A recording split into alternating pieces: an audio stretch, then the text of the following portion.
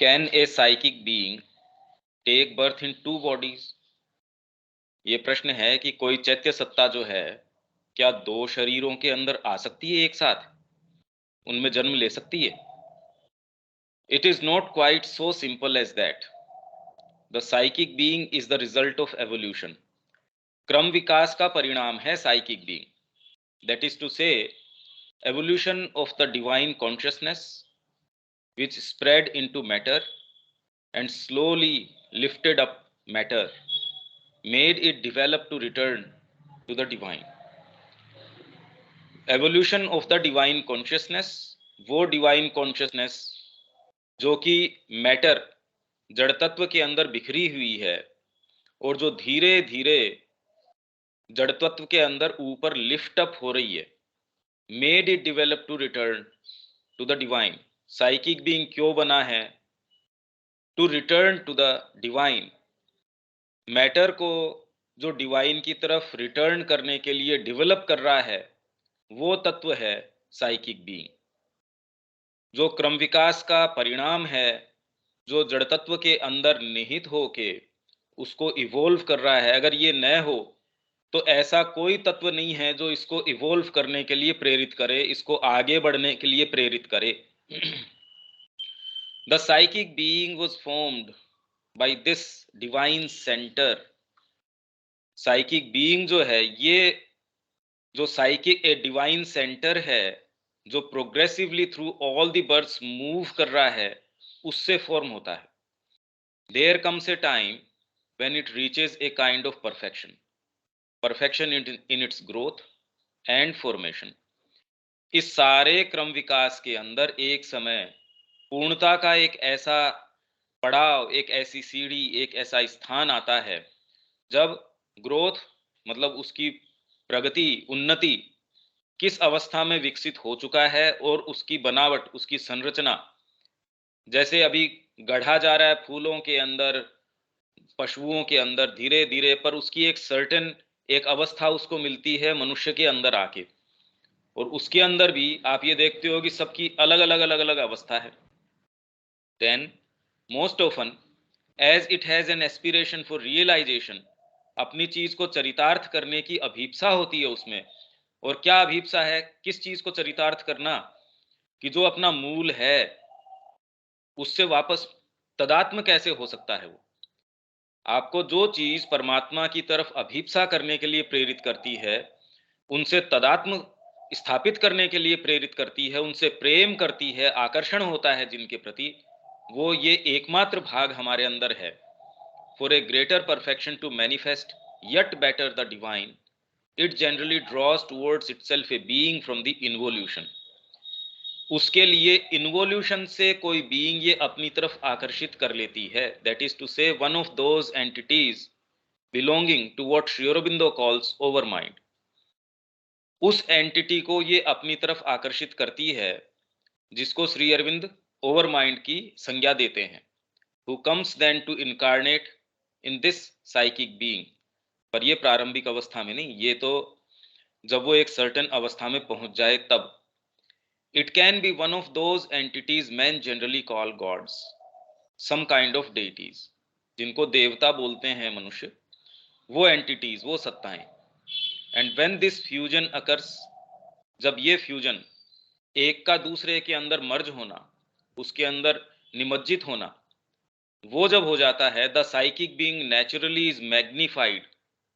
जैसे सावित्री के अंदर फाइंडिंग ऑफ द सोल, उसमें एक छोटा सा भाग जाके जब वो उसमें मर्ज हो जाता है, फाइंडिंग ऑफ द सोल के अंदर आता है ना, कौन सा भाग है जो आपके दुख के साथ दुखी होता है, सुख के साथ आह्लादित होता है।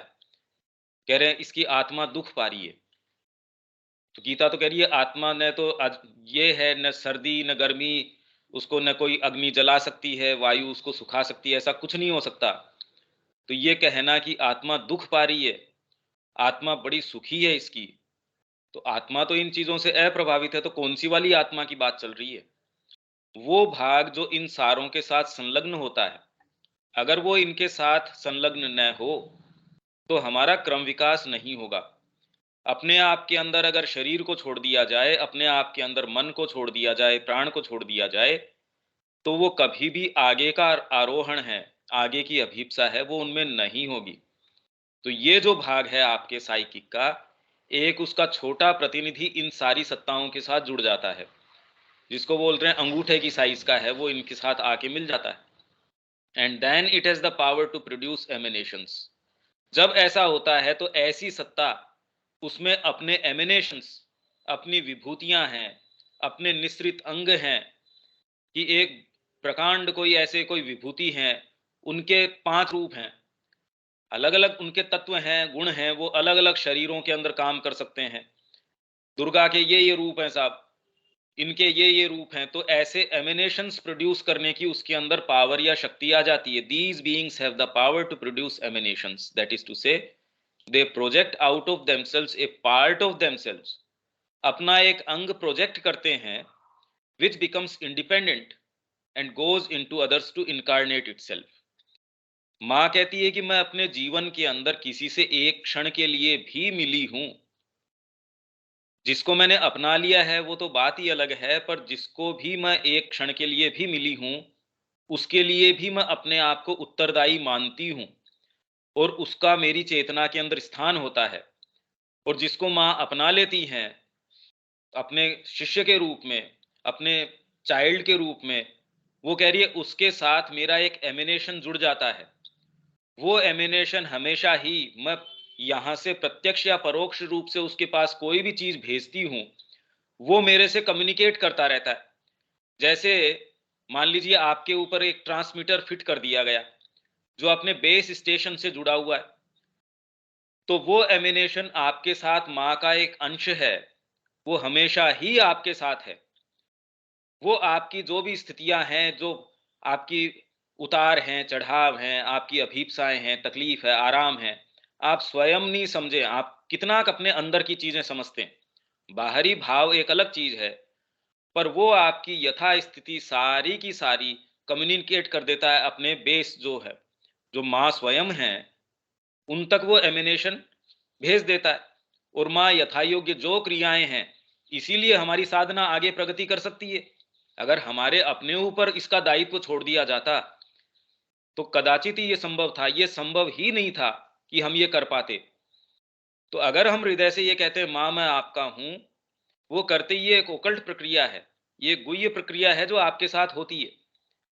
और जितना ही आप इसको तीव्र रूप से करते हैं, उतना ही ये संपर्क स्थापित करने का मतलब, ये एक इसकी कड़ी है, ये इसका रहस्य है, ये कैसे होता है, माँ स्वयं कह रही है ये, नहीं तो हमको नहीं पता चलता इस चीज का। So there can be not only 2 but 3, 4 और 5 emanations। तो इसलिए खाली 2, 3, 4, 5 इतनी ही आपके अलग अलग अंश हैं, विभूतियां हैं, ये हों, उससे ज्यादा भी हो सकते हैं। That depends upon cases, it can happen दस। ऐसे इस तरीके से हो सकता है। भाई योगानंद जी की हम उसके अंदर पढ़ते हैं, तो उन्होंने तो एक का बताया था, वो कौन से बाबा जी थे, 3 उनके रूप थे, तो 3 बॉडीज के अंदर थे। तो सारी चीजें संभव है। That is to say, one can have the same origin, psycho divine, we might say। मतलब जो जितने भी अंग आपके साथ जुड़ रहे हैं, माँ का अंश आपके साथ जुड़ रहा है, तो सारे के सारे साइको मतलब मनोवैज्ञानिक, आपकी जो पूरा मनोवैज्ञानिक ढांचा है, और डिवाइन, दिव्य, ये जो ढांचा आपका आंतरिक मनोवैज्ञानिक ढांचा है, उसके साथ जो अंश जुड़ा है, एक्स के साथ जुड़ा है, वाई के साथ जुड़ा है, तो ये जितने भी अंश हैं उनका सबका समान ही ओरिजिन है। वो ओरिजिन माँ स्वयं है, मतलब हमारे लिए। बाकी जितने भी एमिनेशंस हैं उनका सबका एक ही साइको डिवाइन ओरिजिन हो सकता है। And generally when there are a number of emanations, the different persons feel themselves to be that being। तो अलग अलग जो लोग हैं उनको क्या महसूस होता है कि वो ये उनको महसूस होता है मैं स्वयं वो ही हूं। ये तो खैर आगे की अवस्था हो गई कि शिव के एमिनेशंस हैं, जो उनकी विभूतियां हैं, तो उनको ये महसूस होता है, जैसे अंशावतार बोलते हैं हम, हमारे यहाँ तो प्रचलन है कि ये जो हैं आलवार्स के अंदर हम पढ़ते हैं कि ये लक्ष्मण जी के हैं, ये फिर बाद में उनके आयुधों के अवतार हैं। कोई चक्र का अवतार है, कोई गदा का अवतार है, कोई शंख का अवतार है। साउथ में तो ये अलवार्स की जो हैं ये तो प्रचलित हैं। तो ये इसी तरीके के फिनोमिनन हो सकते हैं और यहाँ हैं, and rightly so, for they carry in themselves something of that godhead. और उनका ये मानना कि मैं स्वयं वो ही जो अंशी है उसका अंश हूं, या मैं स्वयं वो व्यक्ति हूं ये भाव ठीक भी है, क्योंकि वो अपने अंदर कैरी करते हैं उस गॉड हेड को, उस भगवत्ता को वो अपने अंदर कैरी करते हैं। It is as though a part of the godhead has cast itself out of itself, अपने अंदर से अपना ही मान लीजिए एक अंश उसके अंदर दे दिया हो, and become independent in another being, और मानिए कि वो एक दूसरे बीइंग के अंदर इंडिपेंडेंट हो गया हो। जैसे एक बच्चा माँ का खुद का एक अंश है, खुद का एक टुकड़ा है, जब तक वो अंदर विकसित हो रहा है, वो बाहर आता है वो एक इंडिपेंडेंट भी हो जाता है। हालांकि ये एक भौतिक प्रक्रिया है, ये एक बिल्कुल अलग तरीके की प्रक्रिया है, ये आंतरिक प्रक्रिया है। It is not a self duplication, ये कोई अपने आप को डुप्लीकेट करना नहीं है कि स्नेहा 1 स्नेहा 2 हो गई, ऐसे नहीं है ये। But A kind of self projection, ये अपने आप को प्रोजेक्ट करना है, और वो कितना भी मल्टीप्लीकेशन हो सकता है। आपका ही अंश है, आप कोई कविता करते हैं तो आपका प्रोजेक्शन है वो। आप कोई भव्य नाटक की रचना करते हैं, आप सारी कृतियां करते हैं, इसीलिए कह रहे हैं भागवत जो है भगवान कृष्ण का वांग्मय विग्रह है। पर फिर भी सारी चीज नहीं आ सकती, उनमें सारी चीज है भी, नहीं भी है। तो ये कोई सेल्फ डुप्लीकेशन नहीं है, ये सेल्फ प्रोजेक्शन है एक तरीके से। ये अपनी चीज को वहां प्रक्षिप्त करना है, उसके अंदर डालना है, और ये मल्टीप्लीकेशन है, डुप्लीकेशन नहीं है। To the child who put the question, वो जो जिस बच्चे ने ये प्रश्न किया था उसको माँ उत्तर दे रही हैं, duplication gives the idea that what has been duplicated has lost a part of its capability. कि जिसको आपने डुप्लीकेट कर दिया, आपका सेम वही चीज आप में से निकाल के किसी दूसरे में डाल दी, तो एज इफ आपका ही कोई अंश खो गया हो, लॉस्ट हो गया हो, आपकी कैपेबिलिटी का कोई अंश उसमें चला गया हो, ऐसा नहीं है। If you cut your body in two, only half of it will remain for you. भी बच्चों को तो ऐसे ही समझाना पड़ेगा, उनको तो एब्स्ट्रैक्ट आइडिया के रूप में तो कैसे समझाएं। But if you have the power to emanate something out of you, you remain quite whole. आप पूर्ण के पूर्ण वैसे ही रहते हो। आपने संगीत किया, एक भजन अपने आप के अंदर से पूर्ण अपने आप को दे दिया उसके अंदर, तो भी आप अपने आप होने से थोड़ी रह जाते हो। इनफैक्ट आप पहले जो भजन से पहले की स्थिति में थे, उससे ज्यादा और इलेटेड हो जाते हो आप, और बहुत ज्यादा आनंद में हो जाते हो। आपकी अवस्था पहले से ज्यादा परिपूर्ण हो जाती है, आप कम थोड़ी होते हो। आप कोई जाके व्याख्यान करते हैं, बहुत सुंदर अपने आप को पूरा उड़ेल देते हैं उस चीज में, तो उससे कम नहीं होते। इसीलिए बोलते हैं भगवान को जब आप अपने आप को पूर्ण रूप से दे देते हो तो उसमें कम नहीं होते, आप परिवर्धित होते हो। और जितना ही पूर्ण रूप से देते हो उतना ही ज्यादा परिवर्धित हो जाते हो। You remain quite whole as you are, and at the same time there is another तारा। मान लो ये तारा दीदी ने पूछा हो, तो तेरे जैसी एक दूसरी तारा भी हो जाए, who is there in another another person. You understand, it is like that. तो तेरे जैसी कोई या तेरे जैसा ही कोई दूसरा पर्सन हो जाए। पर ऐसे नहीं है कि वो तेरा आधा तू है यहाँ, आधा तू वहां है, ऐसे नहीं 4 टुकड़ों में किया तो तू 1/4 बच गया, ऐसा नहीं है। तेरी एक शक्ति है, वो उसके अंदर क्रियारत हो सकती है, एक के अंदर कोई अंश हो सकता है। मतलब हम कैसे एक्सप्लेन करें इसको, ये बड़ा मुश्किल है कि दुर्गा की इतनी शक्तियां हैं, वो सबके अंदर अपने अपने तरीके से काम कर रही हैं। ये कि भी इतनी दुर्गा है, गणेश जी के इतने इतने अंग हैं, वो सारे इसकी ये एक पर्सनैलिटी ट्रेट है इनका। माँ के ये अलग अलग हैं, महेश्वरी है, ऐसा महाकाली है, ये है वो है, और उनकी फिर बाद में और सबसेट्स हैं, उनके और हो सकते हैं। तो इनका तो कोई अंत नहीं है। आपके जितने भाव, साइकोलॉजी के जितने आप में ट्रेट्स हैं, जितने धागे हैं, उतने ही सारे के सारे ये पावर्स, इतने ही एमिनेशंस हैं। तो इनकी कोई गिनती नहीं है, क्योंकि आप में जो भी भाव, जो भी मानसिक शक्ति, जो भी गुण, कोई कुछ भी, वो सारा इन्हीं के प्रभाव से आ रहा है।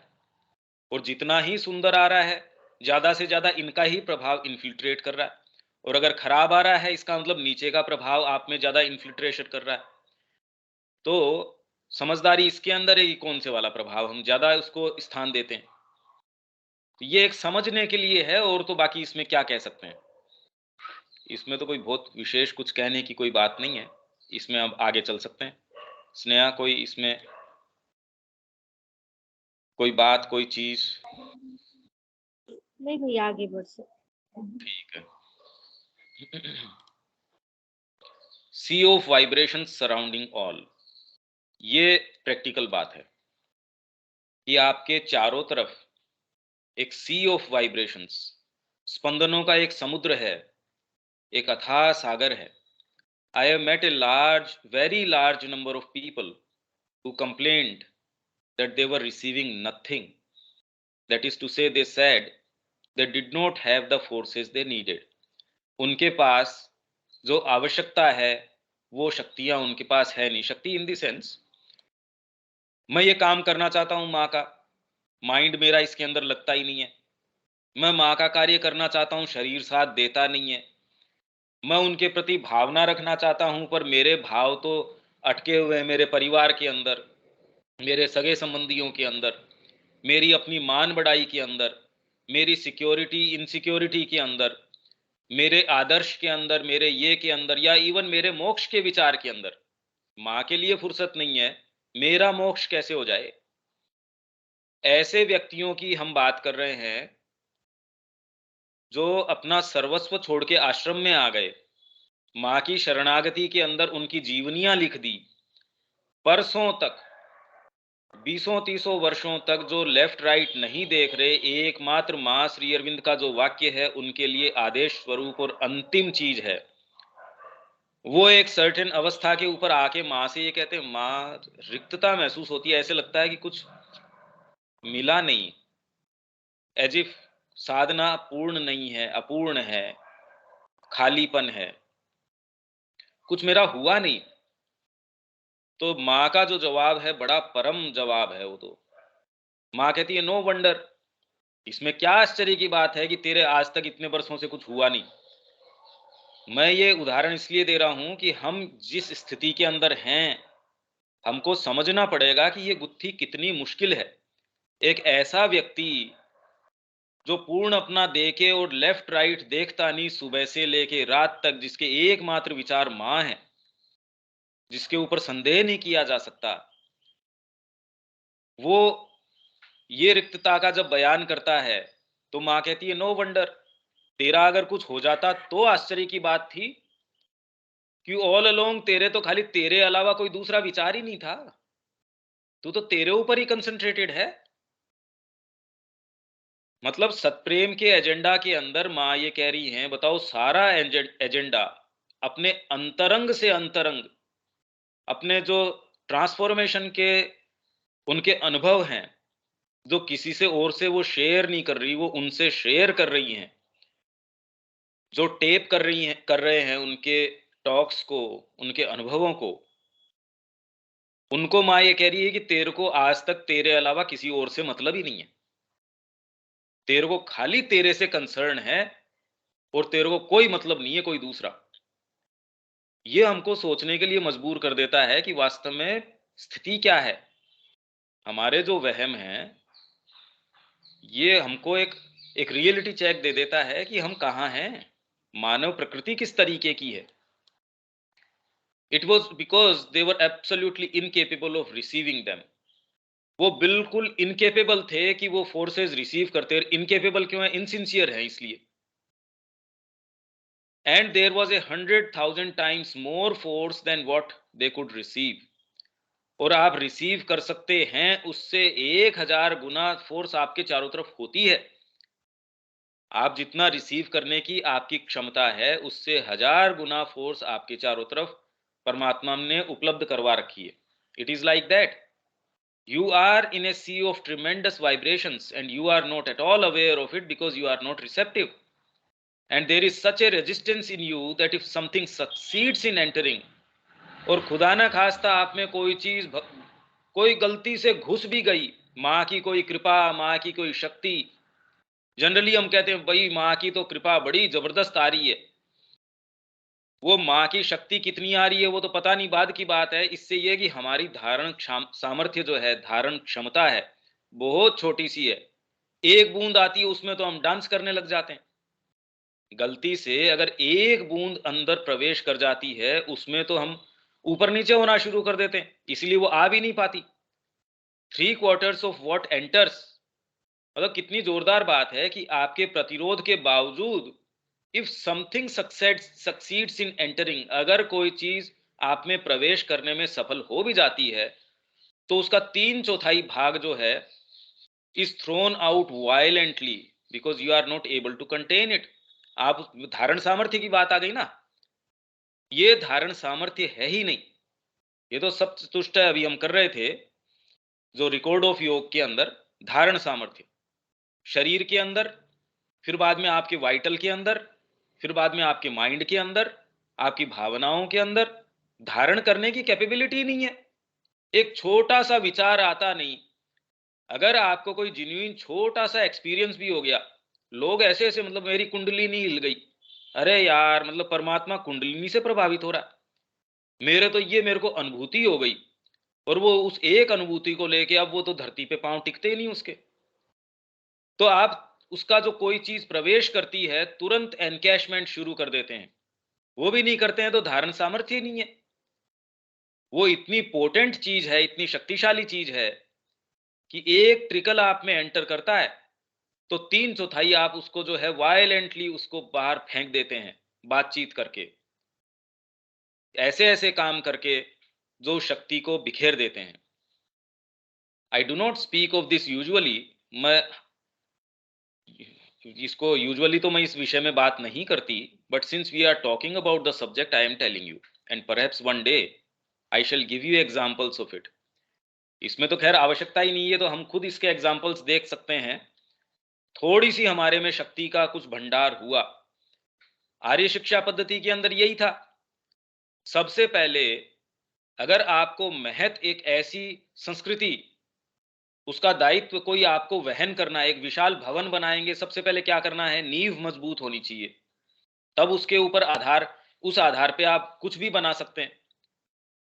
आप कोई पायलट है, अगर मानसिक रूप से विक्षिप्त है, क्या उसके हाथ में दे देंगे? या जिसका अपने ऊपर कंट्रोल नहीं है उसके हाथ के अंदर आप बंदूक दे देंगे? एक छोटी सी चीज ऐसे व्यक्ति के, अधिकारी अनधिकारी, आपका जो लॉकर है उसकी चाबी आप अपने जो इमैच्योर बच्चा है उसके हाथ में नहीं देंगे। तो परमात्मा ऐसी पोटेंट शक्तियां आपको कहां से दे देगा? धारण सामर्थ्य आएगी किससे? सिंसियरिटी नहीं है, फोकस ही नहीं है अपने उसके ऊपर, और वो बिखरता किससे? अजीब से, छोटी सी खाने की चीज देखी नहीं, ऐसी ऐसी चीजें उत्पन्न हो जाती है आंखों से। आंखें आपको भय है, घृणा है, क्रोध है, आकर्षण है, विकर्षण है, तो अपने आप में वास्तव में आप उस चीज को देख नहीं पाते, उसके ऊपर एक रंगत चढ़ा देते हैं, आपका उस विषय में क्या भाव है उसको लेके। आपका टच है, स्मेल है, बाहरी इंद्रियां, और इंद्रियों की जो अंदर से जो दूसरी उसके साथ जुड़ी रहती हैं चीजें, सुनने की शक्ति, अच्छा संगीत सुने, और अच्छे के अंदर भी अगर आपकी बड़ाई हो तो कहना ही क्या। सुनना, उसमें बड़ी अच्छा तो पोएट्री कर रहा है, पर उसमें मेरी मान हानि हो रही है उस पोएट्री में। अरे ये पोएट्री क्या काम की, पोएट्री तो अच्छी नहीं है पर महिमा मंडन चल रहा है इसका। आहा, ये बड़ा अच्छा आदमी है, इसको पुरस्कार प्रदान करो, ये तो हमारा महिमा मंडन कर रहा है। तो सारे राजा वगैरह इसीलिए चारण है, भाट है, उनको रखते थे, वो उनको, और उसकी एक उपयोगिता थी उस समय। आपको अगर डिमोरलाइज करेंगे, आपका युद्ध में थोड़ी जा सकेंगे। आपको हमेशा ही मैं ये कहूँ, अरे तू क्या कर सकती है या क्या कर सकता है, आपको मैं हतोत्साहित करूंगा तो फिर आप कितना तलवार चला लेंगे युद्ध के अंदर। तो उसको जोश से भरते रहते हैं साहब, आपके जितना वीर महान ऐसा कौन, तो जोश आ गया उसके अंदर। It is something unbelievable. For example, just take the consciousness of the forces, like the force of love, the force of understanding. समझ आ गई, थोड़ी सी समझ आते ही लोग खुद सेशन लेना शुरू कर देते हैं। एक कोई चीज समझ आई नहीं उससे पहले कहे मैं भी व्याख्यान देना शुरू, मैंने ये ग्रुप चला रखे हैं, मैंने ये चला रखे हैं, मैंने वो चला रखे हैं। तो ये फोर्स ऑफ अंडरस्टैंडिंग, एक बूंद आई नहीं उससे पहले ये चालू, दुकान खुल गई। और द फोर्स ऑफ क्रिएशन, या कुछ भी सृजन करने की आप में थोड़ी सी भी शक्ति है, चाहे वो सृजन भौतिक हो, चाहे कोई मनोवैज्ञानिक हो। भाई मनोवैज्ञानिक सृजन, आपने कोई शक्ति का संचार कर दिया, अरे भाई करो। जितने भी बोर्न ओरेटर्स हैं, जो वक्ता हैं, क्या करते हैं वो? खुद जाके थोड़ी कोई खेत उगा रहे हैं या कोई चीज कर रहे हैं। खड़े होके उन्होंने कहा तुम मुझे खून दो, मैं तुम्हें आजादी दूंगा, सारा इन्फ्लेम हो गए। एक खड़े होके कहता वंदे मातरम, तो फोर्स ऑफ क्रिएशन है उसके अंदर। For everything it is the same, the force of protection, the force of growth, all that, and the force power for progress, for everything. ये सारी चीजें टेक कॉन्शियसनेस। चलो चेतना हम एक उदाहरण के लिए लेते हैं। Simply this consciousness which surrounds everything enters into everything which is everywhere, which is in everything. Well, it is almost felt as a violence which seeks to impose itself upon the being that is unable to receive or bear it. जिसके अंदर ये चेतना प्रवेश करती है, ऐसा व्यक्ति जो उसको अनेबल टू रिसीव, या उसको धारण रखने की सामर्थ्य जिसके अंदर, उसको सहन करने की सामर्थ्य जिसके अंदर नहीं है, उसमें अगर प्रवेश कर जाए, आप कहेंगे ये क्या बात हुई। इसका उदाहरण दे देता हूं मैं। माँ के पास कोई एक जापानीज था, तो उसने कोई एक अनुभूति मांगी माँ से। माँ ने उसको एक कॉस्मिक कॉन्शियसनेस या यूनिवर्सल कॉन्शियसनेस, एक व्यापक चेतना की उसको एक अनुभूति प्रदान कर दी। जैसे ही वो प्रदान करी, तो उसको अपना जो राजा है, जो सम्राट है, वो एक सामान्य जीव सा महसूस हुआ। उसका लगा अरे ये तो कोई आदमी नहीं है, ये बिल्कुल निपट अज्ञानी, एकदम ये कुछ भी नहीं है। ये करते ही, पर क्योंकि जिस संस्कार से वो जापानी आया था, उसने कहा जी ये वापस ले, मैं इसको सहन नहीं कर सकता। क्योंकि हमारे को तो बचपन से हमारे खून में ये है कि राजा तो वो भगवान है, हम उसको अवमानना की दृष्टि से नहीं देख सकते, ये ले हमारा वापस। कितने लोग हैं, रामकृष्ण जी के जो प्रसंग हैं उनके अंदर हमको देखने को मिलता है।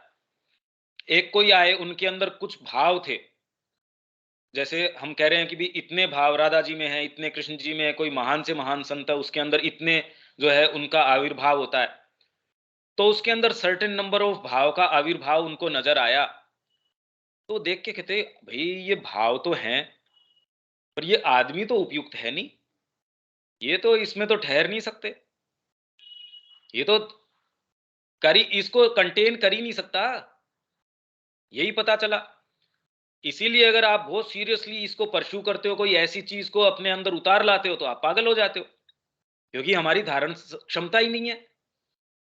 तो हम आइदर तो उसको ईगोइस्टिक मीन्स के लिए, तो आप भ्रंश होते देखते ही हैं, कितने बाबा जी हैं, छोटी सी शक्ति है, कल का आपको बता देंगे। आपकी कोई चीज देख के, आजकल तो ये बहुत प्रचलन में है, फैशन में है, पर उनका उनका क्या हश्र होता है समय के साथ, आप देख लीजिए। क्योंकि दूसरी चीजें हैं वो उसको, और वो वास्तव में तो करते ही इसलिए हैं क्योंकि दूसरी चीजें उनका उपयोग कर रही है। मां श्री अरविंद से बड़ा कोई इन शक्तियों का कमांड जिसके पास हो, कौन होगा? कभी वो कोई ऐसा थोड़ी है कोई फायरवर्क्स दिखा रही हो साहब ऐसे चला के कि हमारे पास ये शक्तियां हैं। राम जी के पास ऐसी ऐसी शक्तियां थी, ऐसे ऐसे उनको जो आयुध मिले थे, अगर एक का वो संधान करके चला दे तो युद्ध की आवश्यकता ही नहीं। यही बात महाभारत में हमको देखने को लगती है, पर उनको वो मिल सकते थे। आज हम समझ नहीं सकते कि उनको क्या चीजें दी थी। जैसे सीता जी को उन्होंने कहा कि मैं आपको दिव्य वस्त्र दे रही हूं, जब वो ऋषि पत्नी ने उनको दिए थे, ये कभी आपके मैले नहीं होंगे, कभी इनके अंदर ये विकार कभी नहीं आएंगे। क्या थे वो, क्या चीजें रही होंगी, ये तो हमारी कल्पना से परे है। और ये सारी चीजें हैं, पर हम इतने बोने हो चुके कि हमको ये सारी की सारी मतलब कल्पना लगती है। ये लगती है ये तो, ये कल्पना की बातें हैं, बड़ी बड़ी ऊंची कल्पनाएं कर रहे हैं, वास्तव में हो सकता है क्या ये? तो ऐसी एक कहानी, माँ के पास एक व्यक्ति आया, साइंटिस्ट था, पर उसको स्पिरिटिस्ट फिनोमिना, जो ये आत्मा वगैरह निकालना या आत्माओं से बातें करना, जो राइटिंग करते हैं, आप अपने हाथ को छोड़ देते हैं ढीला और वो कोई भी आत्मा आके उसको, जो ये सारे फिनोमिना हैं, उसको उसमें बड़ा थोड़ा रुचि थी। तो ऐसे ग्रुप्स के अंदर वो जाता था। तो एक बार कोई मीडियम था उसके पास वो गया, मीडियम मतलब जो माध्यम है, जो आत्माओं को आह्वान करता है, बात करता है, उनसे जो भी कोई संवाद करता है, वो मीडियम। वो उसने तांत्रिक प्रक्रिया वो शुरू करी, ये वहां गया, ये उनसे संपर्क में था, जो ये साइंटिस्ट था। तो जो उस प्रक्रिया के अंदर कोई सत्ता जो है वो प्रकट हुई, वो आई, उसने जो कपड़ा पहन रखा था, जैसे ही वो प्रकट हुई, तो ये जो साइंटिस्ट महाशय था, इसने उसका वो कपड़ा फाड़ लिया। और वो कपड़ा फाड़ के, तो जैसे ही उसने कपड़ा फाड़ा, तो जो मीडियम था, वो तांत्रिक था, वो जोर से वायलेंटली चिल्लाया, अरे ये क्या किया। और उतने वायलेंस के साथ वो जो सत्ता थी वो भी चली गई, सारी चीज तिरोहित हो गई, वो सारी प्रक्रिया थी उसमें भंग पड़ गया, वो खत्म हो गई। पर वो कपड़ा उसके फिर भी हाथ के अंदर रह गया। वो कपड़ा उसने माँ को दिखाया, वो टुकड़ा। तो माँ ने कहा हाँ वो टुकड़ा बिल्कुल ठीक था, और वो एक ऐसा मटेरियल था जो उस समय तक धरती के ऊपर इजाद नहीं किया गया था। बाद में तो सिंथेटिक वगैरह और कई चीजें चल गई, पर उस व्यक्ति के पास इतनी इतनी कहानियां थी ऐसी ही, जो बिल्कुल सही थी। पोथियां की पोथियां उससे भर सकते हो, पर उसको फिर भी भगवान में विश्वास नहीं था। वो ये कोशिश कर रहा था कि वो कैसे भी कोई भी माध्यम से उसको कुछ तो विश्वास आए। तो इन किन्हीं भी चीजों से हमको वास्तव में, क्योंकि ये डीपर चीज है, ये विश्वास आता ही नहीं। अगर ये विश्वास आ जाता तो हम अनन्य रूप से चल नहीं पड़ते मार्ग के ऊपर। हम ये बार्गेन क्यों करते, करें नहीं करें, कश्मकश कैसे चलती, पर ये पर वो, ऐसे नहीं, अभी तो ये, अभी तो वो, मेरे को ये समस्या, मेरे को ये प्रतिरोध, ये एक भी कंसिडरेशन आड़े नहीं आता। क्योंकि भगवान ने हमको भाषा दी, हम बहुत सुंदर सुंदर शब्दों से लपेटते हैं उनको, पर उसका अपने आप में वास्तव में कोई अर्थ नहीं है। एकमात्र करने का काम है, मार्ग के ऊपर चलना शुरू करो। And I am speaking of the very best. उन लोगों की मैं बात कर रही हूं जो बेस्ट हैं, वो इस चेतना को रिसीव या बेयर नहीं कर पाते। But in everyone there is a part more or less big, more or less important, which does not yet have the goodwill. Goodwill को मैंने पहले भी एक्सप्लेन किया था आप लोगों को, which is just on the border line of bad will. वास्तव में तो बैड विल होती है। आपकी जो इच्छा है वो आप कर लेते हैं किसी भी तरीके से, और जो करने लायक काम है उसके लिए कहेंगे क्या करें भैया, या क्या करें, हमको तो टाइम ही नहीं मिलता इसके लिए, फुर्सत ही नहीं मिलती। पर तो फुर्सत तो तुमको होनी ही इसी के लिए चाहिए। और तुम्हारा काम भी, उद्देश्य भी क्या है, कर्तव्य भी क्या है। ये कर्तव्यम कर्म जो गीता कह रही है कि आपका जो स्वभाव है उसके तरीके का काम करो, जो आपको परमात्मा की ओर ले जा रहा है वो करना ही एकमात्र आपका कर्तव्य है। और कुछ करते हो वो तो ड्यूटी थोड़ी है, वो तो रोग है। And does not want at any cost and rejects what is there. But if one were open and simply breathed in, nothing more. If one did that only, but धी मतलब उसको ब्रीद इन कर रहे हैं, सांस की जरूरत नहीं, सहजता से। One would breathe in the consciousness, the light, the understanding, the force, the love, and all the rest. वही साहित्य क्यों आपके अंदर प्रवेश नहीं कर पाता? वही सारी चीज, एक जना उससे कह रहा हा, इससे सुंदर चीज नहीं हो सकती। दूसरा चेतना की एक ऐसी परेशान अवस्था के अंदर वो कह रहा है कि अब मैं तो नरक में निवास कर रहा हूं।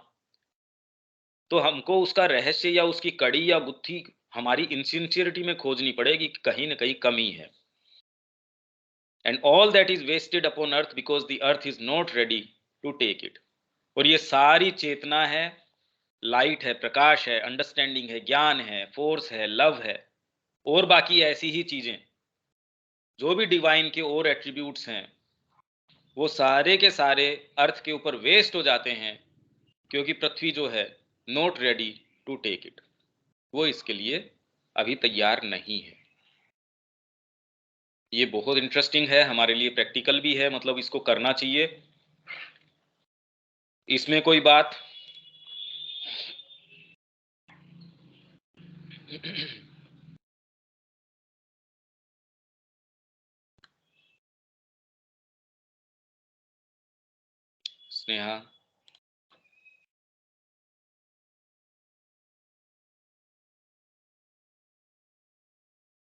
नहीं भैया, मैं डिस्कनेक्ट हो गई थी। अगर कोई और किसी को कुछ कहना हो। हाँ विवेक, कोई चीज? हाँ, इसमें तो भैया जो करने वाली बात हो गया कि अपने अंदर रिसेप्टिविटी को बढ़ाना है ना। रिसेप्टिविटी तो हो जाएगी, सिंसियरिटी को होना चाहिए। रिसेप्टिविटी तो आएगी कहां से? अगर सिंसियर ही नहीं है तो मेरे पास भी, अगर मेरे को भूख नहीं लग रही, मेरे को तो अपच हो रही है, अब मैं किसी दुकान के सामने से गुजरूंगा, मिठाई वाली दुकान के सामने से, तो मैं क्या रिसीव करूंगा उससे? मेरे को अगर पेट में दर्द हो रहा है तो मेरे को बताओ मिठाई कितनी पसंद आएगी उस समय? तो रिसेप्टिविटी तो बाद की बात हो गई कि मैं रिसीव कितना कर पा रहा हूं, रिसीव करना चाह भी रहा हूं या नहीं चाह रहा, पहले तो ये बात है ना। तो मां तो ये कह रही है आपके चारों तरफ सारा समुद्र है, शक्ति का, चेतना का, और हम अभी भी उससे अछूते हैं क्योंकि हम इनसिंसियर हैं। मां इनसिंसियर शब्द अगर उसकी व्याख्या करो तो इलविल का मतलब क्या है और गुडविल का मतलब क्या है? सिंसियरिटी है अल्टीमेटली। आप चाहते हैं और आप उसके लिए करते हैं, आपके हाथ में जो भी रिसोर्स आता है वो उसके अंदर आप लगा देते हैं। आपको जाना है कहीं आपके गंतव्य के ऊपर, कोई भी साधन नहीं है, पर अगर आपको जाना है आप पैदल चल देंगे, साइकिल है तो साइकिल से चल देंगे, जो भी साधन है। रिसेप्टिविटी तो मतलब आप कितनी तीव्रता से वहां जाते हैं फिर तो साधन के ऊपर है। आपको हवाई जहाज मिल गई तो जल्दी पहुंच जाओगे, पर आप ये नहीं कह रहे कि हवाई जहाज है इसलिए मैं कोई गंतव्य के ऊपर जा रहा हूं। वो तो फिर बाद में आप यूं ही विंडो शॉपिंग कर रहे हो। मोटी बात है आपकी सिंसियरिटी के ऊपर, उसको पहचानना, उसको लागू करना, ये इंपॉर्टेंट बात है। तो रिसेप्टिविटी तो स्वयं आपकी ग्रहणशीलता धीरे धीरे धीरे धीरे बढ़ती जाएगी। वो तो जो जो आप उसका अभ्यास करेंगे, कोई भी चीज का आप अभ्यास करेंगे उसके अंदर प्रखरता तो आएगी। मां श्री अरविंद की वाणी का अभ्यास करेंगे, धीरे धीरे उसमें और प्रवेश होगा। साधना में, किसी भी चीज में, आप व्यापार में भी जाते हैं तो उसमें आपका अभ्यास बढ़ता है, उसमें आपका कौशल बढ़ता है। उसमें पहले जो चीजें आपको नहीं आती थी वो और बेटर कर सकते हो, पर मेरे को करना ही नहीं। मेरे पिताजी मेरे को भरा पूरा व्यापार दे के गए पर मेरा मन ही नहीं है उसमें, या मैं, मेरे अंदर सिंसियरिटी नहीं है, मैं तो उसको भी चौपट कर दूंगा जो मेरे को ऑलरेडी धरोहर के अंदर मिला है। अगर मेरे अंदर इस तरीके की सिंसियरिटी है, अगर मेरे अंदर काबिलियत है, कहने का मतलब, तो पिताजी ऋण भी छोड़ के गए थे तो भी मैं उसको मेकअप कर लूंगा और मेरा एक बड़ा एम्पायर खड़ा कर सकता हूं। सामान्य हमारे जीवन के अंदर भी ये चीज है। तो साधना के अंदर पर समस्या यही है, बातें हम साधना की या ये चीजें करते हैं, पर पहला प्रश्न अपने को टटोल के देखने का है कि क्या मैं सिंसियर हूं। और ये हमको अपनी आंखों में आंखें डाल के ये देख के और ये उत्तर देने के लिए तैयार रहना चाहिए। फिर तो आगे की प्रक्रिया है। फिर तो आप, भाई मैप आपके पास पड़े हैं, साधन आपके पास खड़े हैं सारे के सारे, टिकट मैंने आपको बनवा के दे दी तो उससे थोड़ी चले जाओगे आप? मेरे को जाना ही नहीं है कहीं, साधन उपलब्ध हैं आगे, मैं जहां आप जाना वहां की होटल बुक करवा दी मैंने आपके लिए, सारी व्यवस्था तो मैं कर सकता हूं आपके लिए। भाई घोड़े को जबरदस्ती पानी के पास तो ले जा सकते हो, पिला कैसे सकते हो? तो साधन कितने हैं कितने नहीं है वो तो बाद की बात है, जाना ही नहीं चाह रहे हम। ये तो पहला प्रश्न करो अपने आप से, क्या मैं जाना चाहता हूं?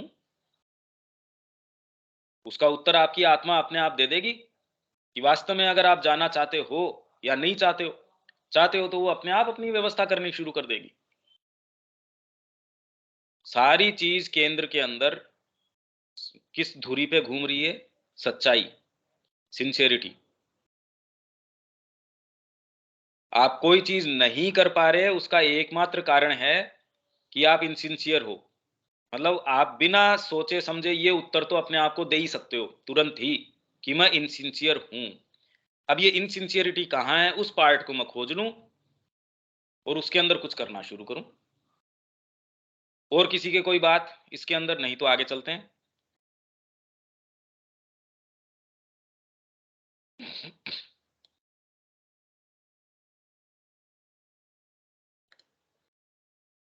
आगे चलते हैं भैया। ठीक है। The occult significance of the earth and the physical plane। धरती की जो गुह्य इसका महत्व है, धरती का,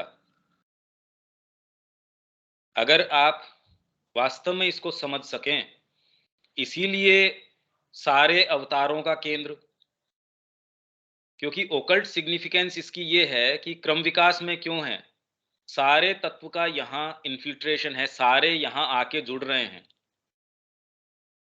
जैसे हम टाइपल वर्ल्ड्स जो एक स्टेयर की बात करते हैं सावित्री के अंदर, जो वर्ल्ड स्टेयर है उसमें, वो जगत अपने आप के अंदर फिक्स है, वो न उससे नीचे आ सकते न उससे ऊपर जा सकते, इसलिए वो क्रम विकास में नहीं है। स्वर्ग है तो है, वो अपनी स्थिति से नीचे नहीं आ सकता, पर वो ऊपर भी नहीं जा सकता। वहां आपको फेलियर, आपको असफलता का जो ग्रेस है, आपके ऊपर कृपा है भगवान की असफलता होने की, वो आपको नहीं मिलती। वहां आपको तकलीफ की जो ग्रेस है वो वहां नहीं मिलती। आपको पीड़ा है, कष्ट है, हानि है, ये सारी ग्रेस है भगवान की। नहीं तो आप आके कभी भी ह्यूमन एडवांस जो है, अगर आपकी आत्मा, if you were not force to want and weep, यदि आप कामना करना या वीप, रोना, रोना धोना, कष्ट पीड़ा, ये सारी अगर नहीं होती तो ह्यूमन एडवांस कभी शुरू ही नहीं होता, मानव प्रगति होती ही नहीं। आप क्यों आगे चलते? शरीर में अगर भूख का एहसास नहीं होता, आपके कोई कामना नहीं होती, आप कभी मूव ही नहीं करते। तो ओकल्ट सिग्निफिकेंस क्या है? सबसे इंपॉर्टेंट स्थान यही है। इसीलिए भागवत के अंदर वो कह रहे हैं कि देवता, सारे पुराण क्या कह रहे हैं, यहां जन्म ग्रहण करने के लिए लालायित रहते हैं, क्योंकि एकमात्र साइकिक बीइंग जो परमात्मा की स्वयं की जो प्रेजेंस है वो इसको उपलब्ध है, और कहीं वो नहीं है। ये उनको किसी को नहीं मिली। मनुष्य सबसे ज्यादा गिरा हुआ है, इसीलिए वो सबसे ऊपर जा सकता है। उसको सबसे ज्यादा पीड़ा है, इसलिए वो सबसे ज्यादा आनंदमय हो सकता है। जो ऑलरेडी स्वर्ग के अंदर है, जिसको कोई पीड़ा ही नहीं है, सारे दिन नृत्य देख रहा है वो अप्सराओं का, कल्प वृक्ष है, जो सोचा वो मिल गया। आप क्यों, मतलब वो समस्याएं आपके रहेंगी नहीं। आपको लगेगा भी इससे ज्यादा की क्या जरूरत है। जीवन के अंदर भी जिनके पास सुख सुविधा नहीं है, वो तो उस तृष्णा के पीछे भाग रहे हैं कि मेरे को ये मिल जाए, वो मिल जाए। पर जिसके पास ऑलरेडी है, वो अगर रिक्तता महसूस करता है कि ये सारी चीजें होने के बावजूद भी वो एकमात्र चीज जो वास्तव में जीवन को सिग्निफिकेंस देती है, भाई आपको अगर भोजन दे दिया जाए और अच्छे से अच्छा दे दिया जाए, शरीर के लिए जो जो चीजें आवश्यक हैं वो आपको बेस्ट क्वालिटी और प्रचुर मात्रा में, और कभी वो आपको कोई व्यवधान नहीं कर सकती। यही सावित्री के अंदर जो सटल वर्ल्ड, जो सटल फिजिकल की बात कर रहे हैं, वो इसी तरीके का वर्णन है।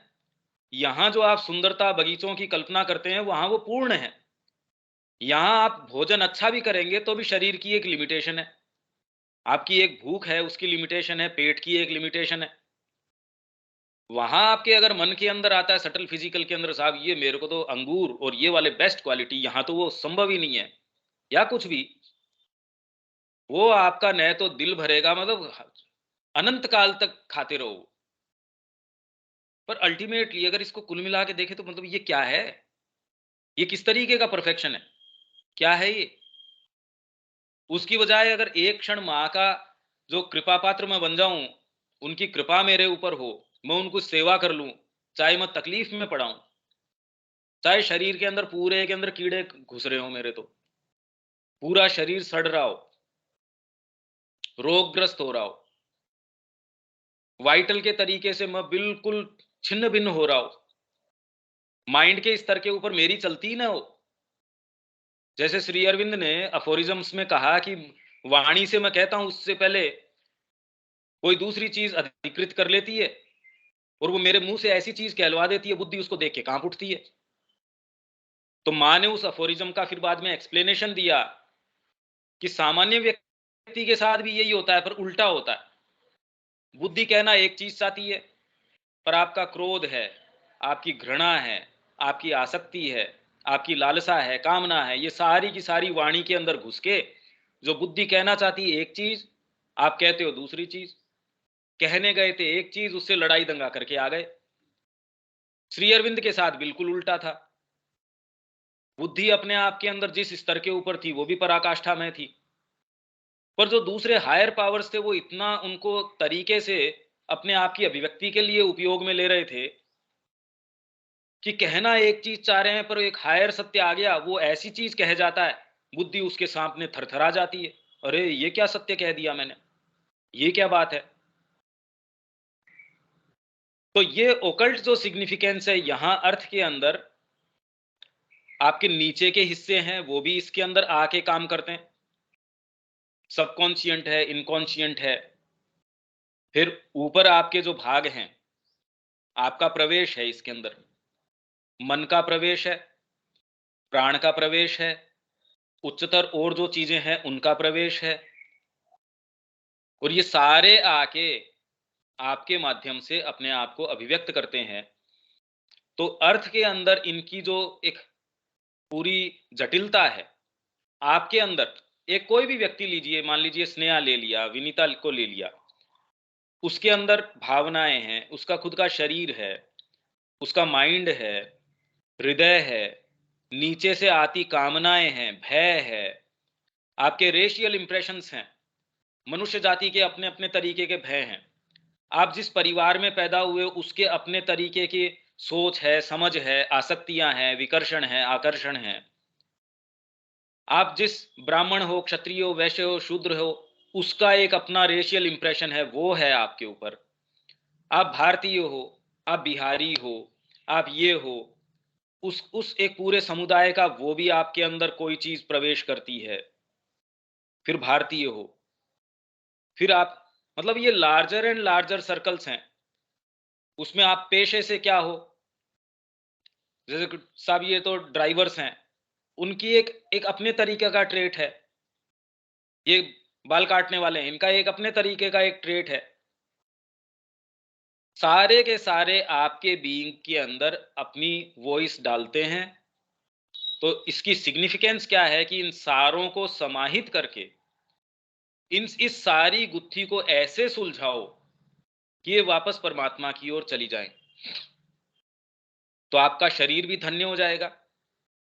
और क्योंकि आपके अंदर प्रवेश है जड़ तत्व का, तो अगर उसके अंदर चेतना का प्रवेश हो जाता है तो जो जड़ जगत है अपने आप के अंदर, उसकी एल्केमी भी सोर्ट आउट हो जाएगी।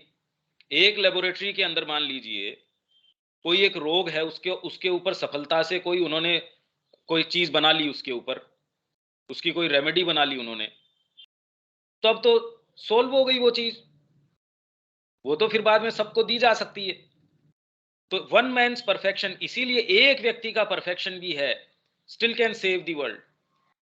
ये सारे को इसलिए वो बचा सकता है, ये ओकल्ट सिग्निफिकेंस है अर्थ की। यहां ये एक परीक्षण है, ये एक प्रयोगशाला है जिसमें सारे आपके जगत हैं, सूक्ष्म हैं, जितने भी सूक्ष्म से सूक्ष्म जगत हैं, और व्यक्ति के अंदर सब निहित हैं। एक व्यक्ति के अंदर भी, इसीलिए वो उनसे संपर्क में आ सकता है। आप किसी चीज के संपर्क में इसलिए आते हैं क्योंकि आपकी चेतना के अंदर वो ऑलरेडी है, नहीं तो आप उसके संपर्क में नहीं आ सकते थे। भाई इसी लाइब्रेरी के अंदर अगर छिपकली 20 साल भी रह रही हो तो क्या वो कभी भी पुस्तक के संपर्क में आ सकती है? इस विचार के संपर्क में ही नहीं आ सकती वो। पर आपकी चेतना के अंदर अगर निहित है कोई चीज, तो आप निश्चित रूप से उसके संपर्क में आ सकते हैं। तो आज तक मनुष्य जाति ने जो ऊंचे से ऊंचे अनुभवों को बखान किया है, सामने रखा है, इसका मतलब हमारे अंदर वो स्टेयर केस हमारे अंदर भी है, हमारे अपने अंदर ये स्टेयर केस है। ये ओकल्ट सिग्निफिकेंस है अर्थ का, वो ये सारी चीज को समाहित करती है। और ये गुत्थी अगर यहां सुलझा दी जाएगी तो उसके रिजल्ट्स को सब जगह फैलाया जा सकता है। प्राण की समस्या को और व्यक्ति के अंदर सुलझा दिया गया तो जो एक कॉस्मिक जो प्राण है, सबके प्राण के अंदर, माँ ने जैसे पहले ये प्रचलन में था, अभी साधना तो माँ को करनी है, यही तो माँ कह रही थी, रिमेन ओपन टू मी। आपको तो खाली ये करना है कि खाली मेरे प्रति खुले रहो, साधना तो मैं अपने आप कर दूंगी तुम्हारी, तो साधना तो मां कर रही है। तो कहने का अर्थ क्या है, ये ओकल्ट सिग्निफिकेंस है, पर हम रख भी तो नहीं पाते अपने आप को खुला उनके प्रति। The whole world, the whole physical world is like a crystallization. एक क्रिस्टलाइजेशन है फिजिकल वर्ल्ड, जो होल वर्ल्ड फिजिकल जो है, it is a materialization, a crystallization of the movements in other planes of the universe. ब्रह्मांड के और जितने भी जो प्लेन्स हैं यूनिवर्स, खाली ये फिजिकल यूनिवर्स की नहीं, नहीं तो प्लेन्स कितने क्या होंगे, अरे ब्रह्मांड के कितने प्लेन्स, अगर भौतिक ब्रह्मांड की बात करो उसकी नहीं, अलग अलग तह के ऊपर तह है, परत के ऊपर परत है। आप में भावना कोई आती है, वो तुरंत आपके शरीर के अंदर एक चीज ली आती है। आपके विचार में एनलाइटनमेंट आता है तो आपकी भावना भी वैसी हो जाती है, आपको वैसा ही कि ये तो अरे अच्छा, ये तो मेरे फायदे के लिए कर रहा था ये काम, मैंने इसको चोट पहुंचाई, तुरंत ग्लानि का भाव आ गया। पर वो शुरू कहां से हुआ, पहले तो आपको लग रहा था कि ये मेरा नुकसान कर रहा है, पर जैसे ही आपके चिंतन में ये चीज आई, उसने आपकी भावना में परिवर्तन कर दिया, भावना ने आपके कर्म में परिवर्तन कर दिया, कर्म ने आपके शारीरिक जो क्रिया है। तो चिंतन से लेके और उससे भी ऊपर से लेके सारी प्रक्रियाएं जड़ तत्व तक इस तरीके से हो रही हैं। तो वो सारे लेयर्स जो हैं, वो सारे मूवमेंट्स का एज इफ ये क्रिस्टलाइजेशन है, एक घनीभूत रूप है, क्रिस्टल है। It is like the end of a process, एक प्रक्रिया का अंत है मान लीजिए। इट इज एज दो एक projection on something that retains the image. किसी चीज के ऊपर मैंने कोई इमेज डाली तो वो लास्ट पर्दा जो उस इमेज को रिटेन करता है, फिक्सेस द इमेज, सारी चीज को फिक्स कर देता है। आपका शरीर, आपका स्वयं का ढांचा भी ऐसा है, मान लीजिए सारी चेतना का घनीभूतीकरण हो रहा हो। इसीलिए जब आप चेतना की आंतरिक स्थितियों में जाते हैं तो कहते हैं कि इसकी आंखें देखिए, वो बयान कर रही है इसकी आंतरिक स्थिति को, इसके चेहरे के भाव देखिए, इसकी चाल देखिए, इसका सोच देखिए, समझ देखिए, इसका बोलना देखिए, इसका करना देखिए।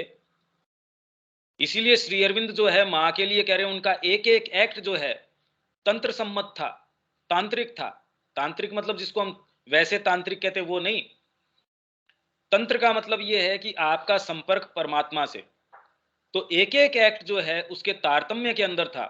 मां की एक एक भंगिमा, एक एक चीज, सारी की सारी टोटल, हाथ का मूवमेंट, इधर उधर देखना, चलना फिरना। जैसे जब वो टेनिस खेलती थी तो उन्होंने मेरे को बताया, जो वहां कुमुद बहन के ब्रदर थे चंद्रकांत जी, उन्होंने कहा हमारे साथ टेनिस खेलती थी माता जी। तो मां ने एक बार ये बताया कि जब तुम्हारी ओर से मेरी तरफ गेंद आती है तो मैं उस हर गेंद के साथ ये महसूस करती हूं, या मेरे को तुरंत ये सामने से स्पष्ट होता है कि तुम्हारी तरफ से मेरी तरफ क्या चीज आई। मैं अपनी फोर्स, मेरी सारी चीजें, चेतना वगैरह वापस गेंद के साथ तुम्हारे पास देती हूं। जब लौट के वो आती है तो मेरे को तुरंत पता चल जाता है तुमने कितनी रिसीव करी, कितनी रिफ्लेक्ट बैक कर दी तुम्हारी। अब वो खेल क्या रह गया, ये तो चीज कुछ कुछ और हो गई, कोई सामान्य क्रीड़ा थोड़ी रह गई है।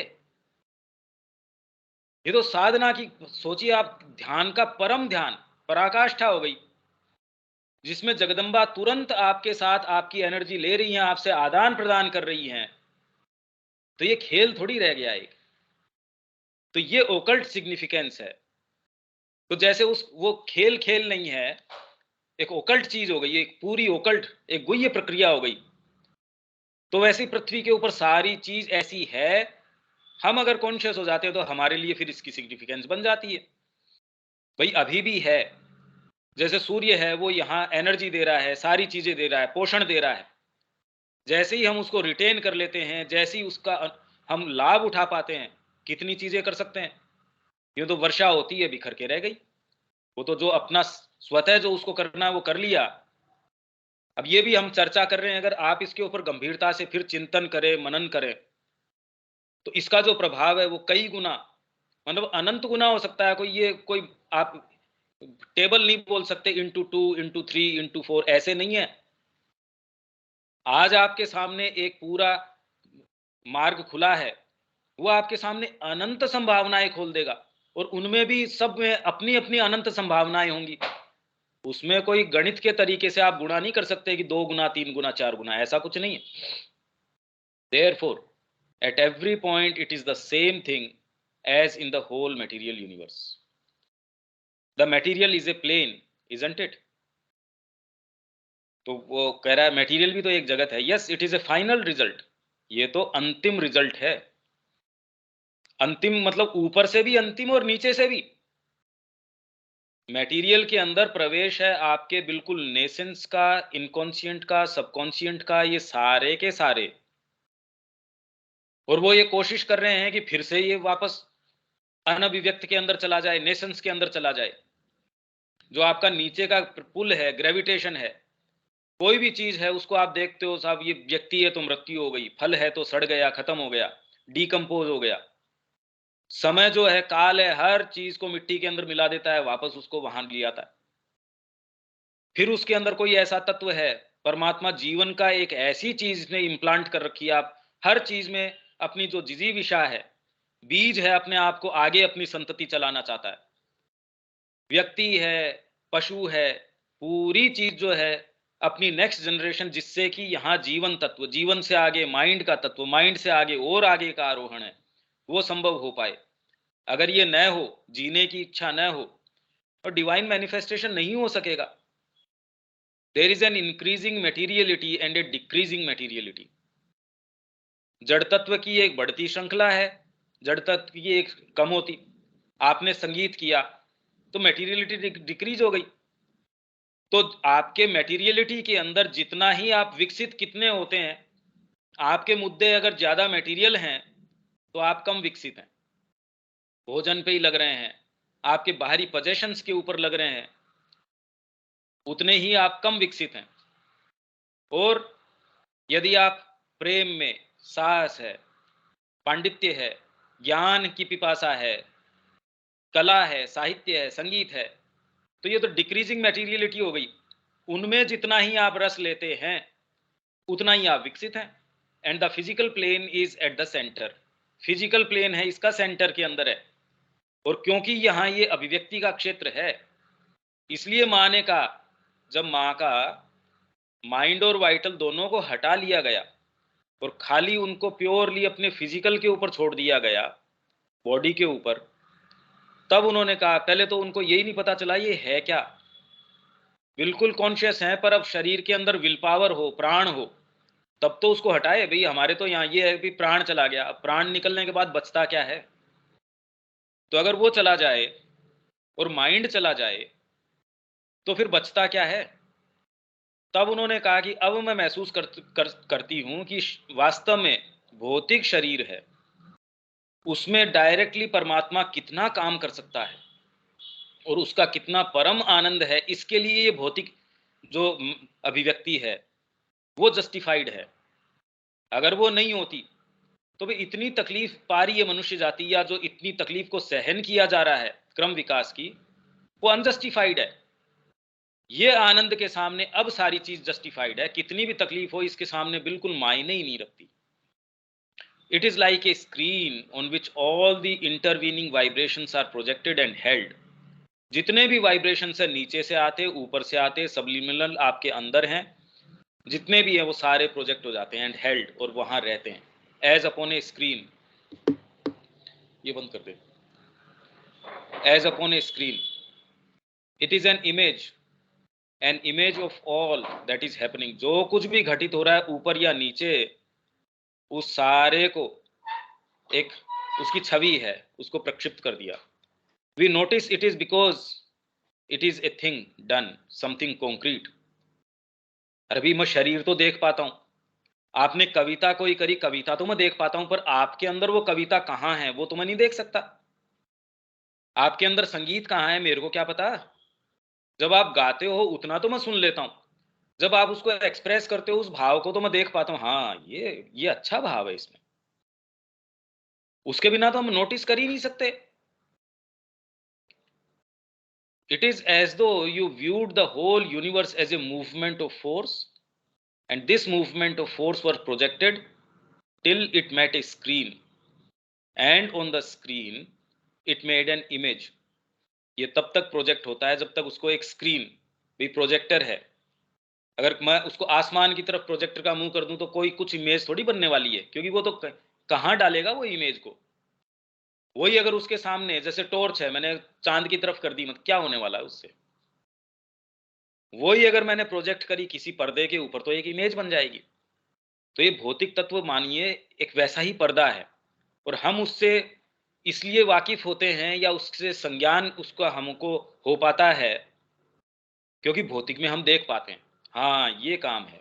श्री अरविंद की कृतियों से तो हम समझ पाते हैं, पर अपने आप में श्री अरविंद क्या थे, परोक्ष रूप से इनके माध्यम से अच्छा श्री अरविंद का ये प्रभाव रहा। अपने आप में श्री अरविंद क्या थे तो ये कौन असर्ट कर सकता है, ये तो बताया नहीं जा सकता। And this image on the screen is the physical world and it is a मियर image, ये तो एकमात्र इमेज है। इसलिए जो वास्तव में ओकल्टिस्ट हैं या जो थोड़ा भी समझदार लोग हैं, इवन जो होम्योपैथ हैं या वो ये कह रहे हैं पहले आपके डिसबैलेंस आता है सटल बॉडी के अंदर, या जो आपके जो एनवलप है चारों तरफ, आपके एक आवरण है शरीर के चारों तरफ, रोग पहले उसमें प्रवेश करता है, फिर आपके भौतिक में आता है। तो आप भौतिक के ऊपर ही लगे रहो तो वो तो वैसा ही है कि पत्तों को आप हरा कर रहे हो, जड़ के अंदर रोग है उसको ठीक कर नहीं रहे। तो भौतिक के अंदर जो भी चीज आ रही है ये तो एक इमेज है। अब मैं पर्दे के ऊपर जो कोई शेर की या किसी की पिक्चर पड़ रही है उसको मैं टेम करने की कोशिश करूं, पर्दे के ऊपर शेर की पिक्चर आई या जिसकी भी आई, मैं उसके गले में फंदा डालने की कोशिश करूं, क्या कभी संभव हो सकता है? वो तो जहां से वो इमेज आ रही है अगर उस इमेज को मैं मॉडिफाई करूं प्रोजेक्टर के अंदर, अपने आप के अंदर अगर मैं करूंगा तब जाके इसके अंदर वो मॉडिफाई होगी। तो युद्ध के समय मां श्री अरविंद यही काम कर रहे थे। श्री अरविंद उनसे पूछते थे कि अभी ये संभावना के कौन से स्तर पे है ये चीज, तो मां उनको बताती थी कि इसके अंदर फेरबदल किया जा सकता है। ये एक इतनी मटेरियल के क्लोज आ चुकी है कि इसमें फेरबदल नहीं किया जा सकता। इसके परिणामों को जो है मिनिमम नुकसानदायक बनाया जा सकता है, या फिर ये घटित होगा निश्चित तरीके से। पर अब इसका क्या कर सकते हैं कि कोई चीज ऊपर से आके गिरनी तो निश्चित है, पर इसका इंपैक्ट उतना न हो तो चलो मैं इसके नीचे कोई जाल लगा दूं, कुछ भी कर दूं। तो ये वो हमेशा ही इस चीज को किया करते थे युद्ध के समय जो वर्ल्ड वॉर था। The physical world which everyone takes as the only reality is simply an image. It is the image of all that happens in what we call the invisible. हम जिसको अगोचर बोलते हैं, अदृश्य बोलते हैं, उसमें जो कुछ भी घटित हो रहा है। भाई आज आपके अंदर कोई संकल्प आ गया, आज आप में कोई भावना आ गई, मेरे को तो करना ही माँ का काम है। अब आप ट्रेन के अंदर बैठ के कहीं चले जाते हैं उसके लिए, तो आप माँ के पास पौंडीचेरी इसलिए पहुंच गए क्योंकि आप ट्रेन में बैठ के चले गए, और उसका मूल कारण तो वास्तव में अगर कोई कारण जानना चाहता है तो आप ये थोड़ी कहेंगे कि आप क्यों आए यहाँ, कहते जी ट्रेन में बैठा इसलिए आया। तो आप कहते कि ये तो कारण ही नहीं है। सच्चा कारण क्या है? जी भावना आई मेरे, ये संकल्प आया कि जीवन तो माँ के लिए ही होना चाहिए। तो आपका जितना भी कर्म है, जितनी भी टोटल चीज है, वो जो इनविजिबल है उसका एक्सप्रेशन है। It becomes visible to us because there is a screen. अगर ये स्क्रीन ना हो तो पता ही नहीं लगे, which intervenes and stops the vibrations and that produces an image. और जो आपको इंटरवीन नहीं करते, आपके माध्यम से भी कितनी सारी चीजें निकल के चली जाती हैं, आपको पता ही नहीं रहता। हमारे थ्रू एक्सरे पास कर जाती है, जहां वो थोड़ा सा उसको व्यवधान आता है वो आपको इंप्रेशन बन गया, हाँ ये हड्डी का ढांचा है, बाकी में से पास कर गई। तो ये तो खाली एक रे की बात है, और ये भी हमने इसका अध्ययन कर लिया, हाँ जी ऐसी कोई चीज होती है। पर उसके अलावा अनंत पता नहीं कितनी और रेज हो सकती हैं जिसके लिए न तो हमारे पास उपकरण है, न जिसका हमारे पास ज्ञान है। इवन भौतिक स्तर के ऊपर, सूक्ष्म तो छोड़िए, जैसे मोबाइल की तरंगे हैं, भाई सूक्ष्म है पर है तो भौतिक ही, कोई प्राणिक चीज थोड़ी है एज सच। तो भौतिक के भी सूक्ष्म स्तर हैं, लेयर्स हैं, वो ही हम उसके ऊपर मास्टरी हमारी नहीं है। तो और सूक्ष्म तो बताइए कितनी कितनी चीजें। उनको ही जब इंटरवीन हम नहीं करते, वो पास ऑन करती रहो, हमको क्या पता क्या चल रहा है क्या नहीं चल रहा। If there were no such screen the vibrations would move on and nothing would be seen. तो इसीलिए इस धरती के ऊपर भी माँ कह रही है इसमें और जीव भी रहते हैं, और अलग तरीके की सत्ताएं भी इसमें निवास करती है, पर हम हमारे सेंसेस नहीं है भाई। देखने की भी शक्ति हमारी लिमिटेड है, कुत्तों की हमारे से सूंघने की शक्ति ज्यादा है, और जो पशु हैं उनका स्पेक्ट्रम देखने सोच मतलब ये हमारी इंद्रियां जो हैं उनका स्पेक्ट्रम हमारे से ऊपर नीचे बहुत ज्यादा है। तो हम किसको कि जगत इतना ही है, ये तो साइंस ही कह रहा है कि इससे बहुत ज्यादा बड़ा स्पेक्ट्रम है, हम तो पूरे लाइट के स्पेक्ट्रम में कोई छोटा सा अंश नहीं देख पाते। तो रियलिटी किसको बोले? And yet all the movements would exist, और फिर भी सारे तो हैं ही। आपने रजिस्टर नहीं किया, आपको नहीं पता कि मोबाइल तरंगे जारी है, तो इससे वो एग्जिस्ट होने से थोड़ी रह गई, वो तो हैं। But for us they would be visible invisible sorry if there were no screen to stop the vibrations. Radio अगर नहीं हो और उस ट्यून नहीं करे उस स्टेशन को, चलती रहो वो तरंगे चलती रहो, आपको तो पता नहीं। तो वैसे ही अगर आपके अंदर वो नेसेसरी चीजें न हो, माइंड अगर विकसित नहीं हो, तो श्री अरविंद का विचार, आपकी भावनाएं विकसित न हो, तो कितनी भी बातें ये कर रहे हो, हमको तो रजिस्टर होती नहीं, इसीलिए हो नहीं रही। हम वर्तमान में क्यों हैं ऐसे इस तरीके के? अगर आप में से या कोई हम कहते हैं इस तरीके, क्योंकि रिसेप्टर नहीं है, अभी नेसेसरी इंस्ट्रूमेंट ही नहीं है, और इंस्ट्रूमेंट को करने की हमारे को फुर्सत भी नहीं है। For the ordinary consciousness it is the image alone that is true. सामान्य चेतना को तो जो खाली इमेज है वो ट्रू लगती है। अरे भाई ये ओहो मर गए, तो ये तो खत्म हो गया। माँ कहती थी कि वो उन्होंने जो दो जनों का उदाहरण दिया, एक तो अमृतदा का दिया, एक वो पवित्र थे उनका दिया,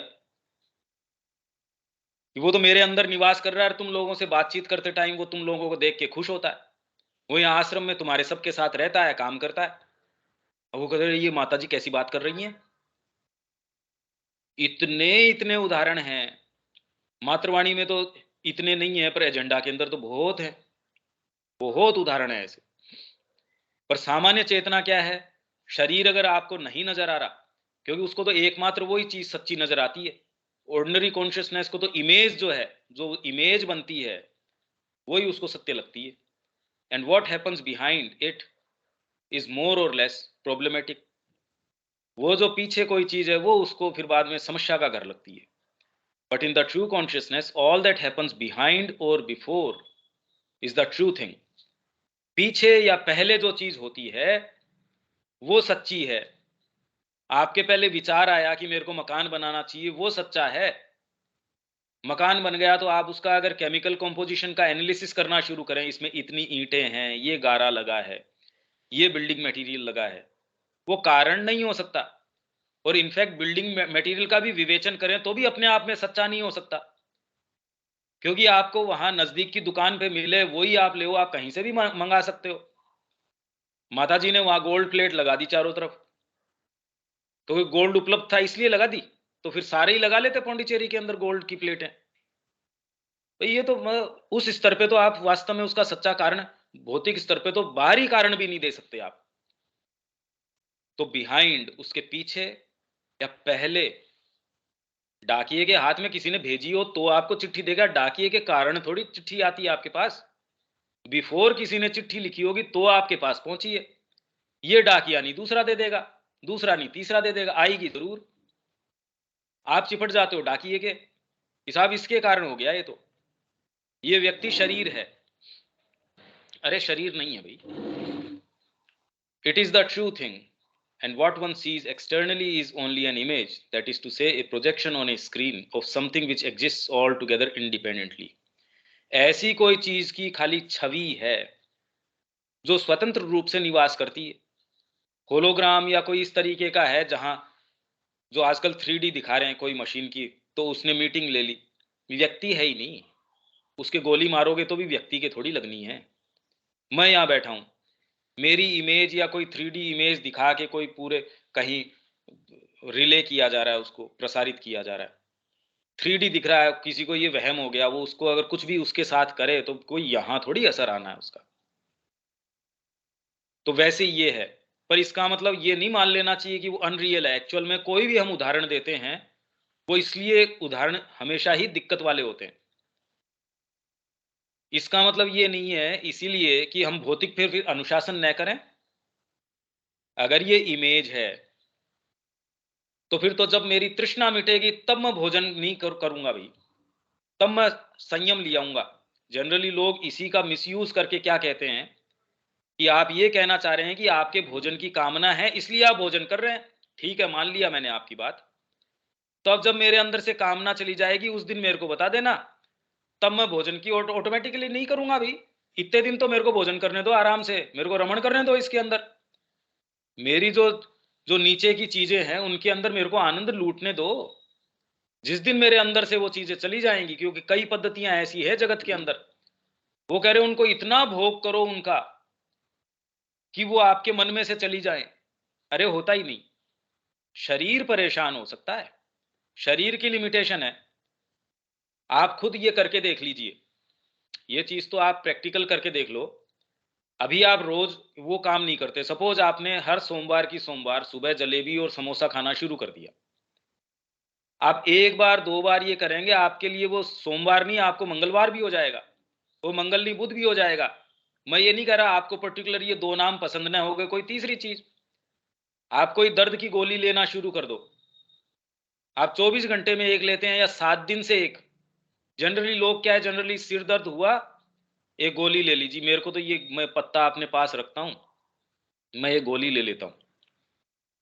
आप ये देखेंगे कि उसकी फ्रीक्वेंसी जो है गोली लेने की, पहले शायद आप 1 महीने में एक लेते होंगे, आप बहुत सही हैं। तो फिर पता चल रहा है कि वो क्रम धीरे धीरे भी ये घट के 20 दिन आ गया, 10 दिन आ गया। तो अगर आप समझ पाएंगे अरे नहीं नहीं ये तो मेरे को तो ये कड़ी तोड़नी है, तो आप जब बाहरी तरीके से इसके ऊपर, क्योंकि ये रस्सी है, एक अंत है, इसको पकड़ के चलेंगे तो जिस जगह से आ रही है वहां तक आप पहुंच जाएंगे। ये मिथ्या नहीं है, ये बहुत इंपॉर्टेंट बात है। प्रोजेक्शन है का मतलब ये नहीं कि ये एग्जिस्ट ही नहीं करता, नहीं तो फिर बाद में भौतिक के ऊपर काम करने की आवश्यकता ही क्या थी। सारी तो स्कूलें बंद कर देनी चाहिए, जितने भी अनुशासन है, डिसिप्लिन, जितनी भी साधना है वो बंद ही कर देनी चाहिए। ध्यान लगाओ अंदर से, अगर साक्षात्कार हो गया तो हो गया, नहीं तो करो वही सारे काम जो पशु करता है। ये इसका ये गहरी एल्केमी है, ये कोई इतनी आसान चीज नहीं है। क्या ये बात स्पष्ट हो पा रही है क्या आप में से किसी के भी? स्नेहा, विनीता, विवेक, तब तो आगे चलते हैं अपन इसमें।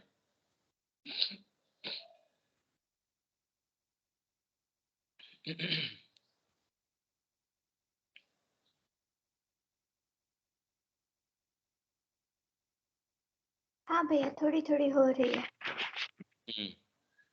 स्नेहा, यहाँ तक कोई बात है क्या? नंद किशोर जी, किसी के भी कोई बात है तो?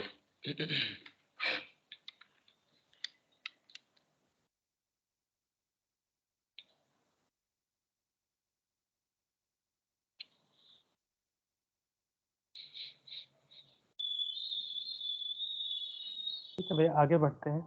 हाँ,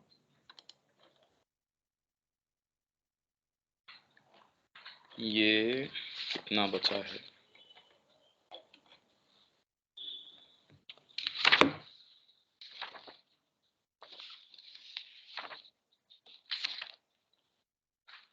You said that this physical world was a projection of invisible worlds. Then why should the divine emanations come into the physical world to transform it? मेरे ख्याल से ये लगभग वैसी सी ही बात आ गई होगी। अगर ये खाली प्रोजेक्शन ही है तो फिर बाद में पागल हैं क्या ये जो विभूतियां हैं, डिवाइन एमिनेशंस हैं, अवतार हैं, इसका ट्रांसफॉर्मेशन करने के लिए आते ही क्यों हैं फिर? भाई वहीं इसके मूल में ट्रांसफॉर्मेशन कर देते और यहां अपने आप ही हो जाता। यहां आने की क्या आवश्यकता थी? They have only to do the work in the invisible planes, then the projections will be good. अगर खाली ये छवि है और ये वहीं सुधारनी है तो यहां आने की फिर क्या जरूरत है? मनुष्य को तो ये नहीं पता, पर भगवान का भी दिमाग खराब हो गया क्या जो यहां अवतार लेके आ रहा है?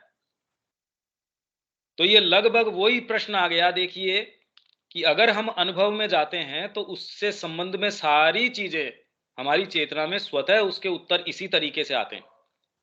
ये जो चीज अभी बता के मैंने पूरी करी, लगभग उसी तरीके की सी बात है। देखिए, that Indeed is a serious question. ये वास्तव में एक गंभीर बात है कि अगर ये प्रोजेक्शन है तो वहीं कर लेते।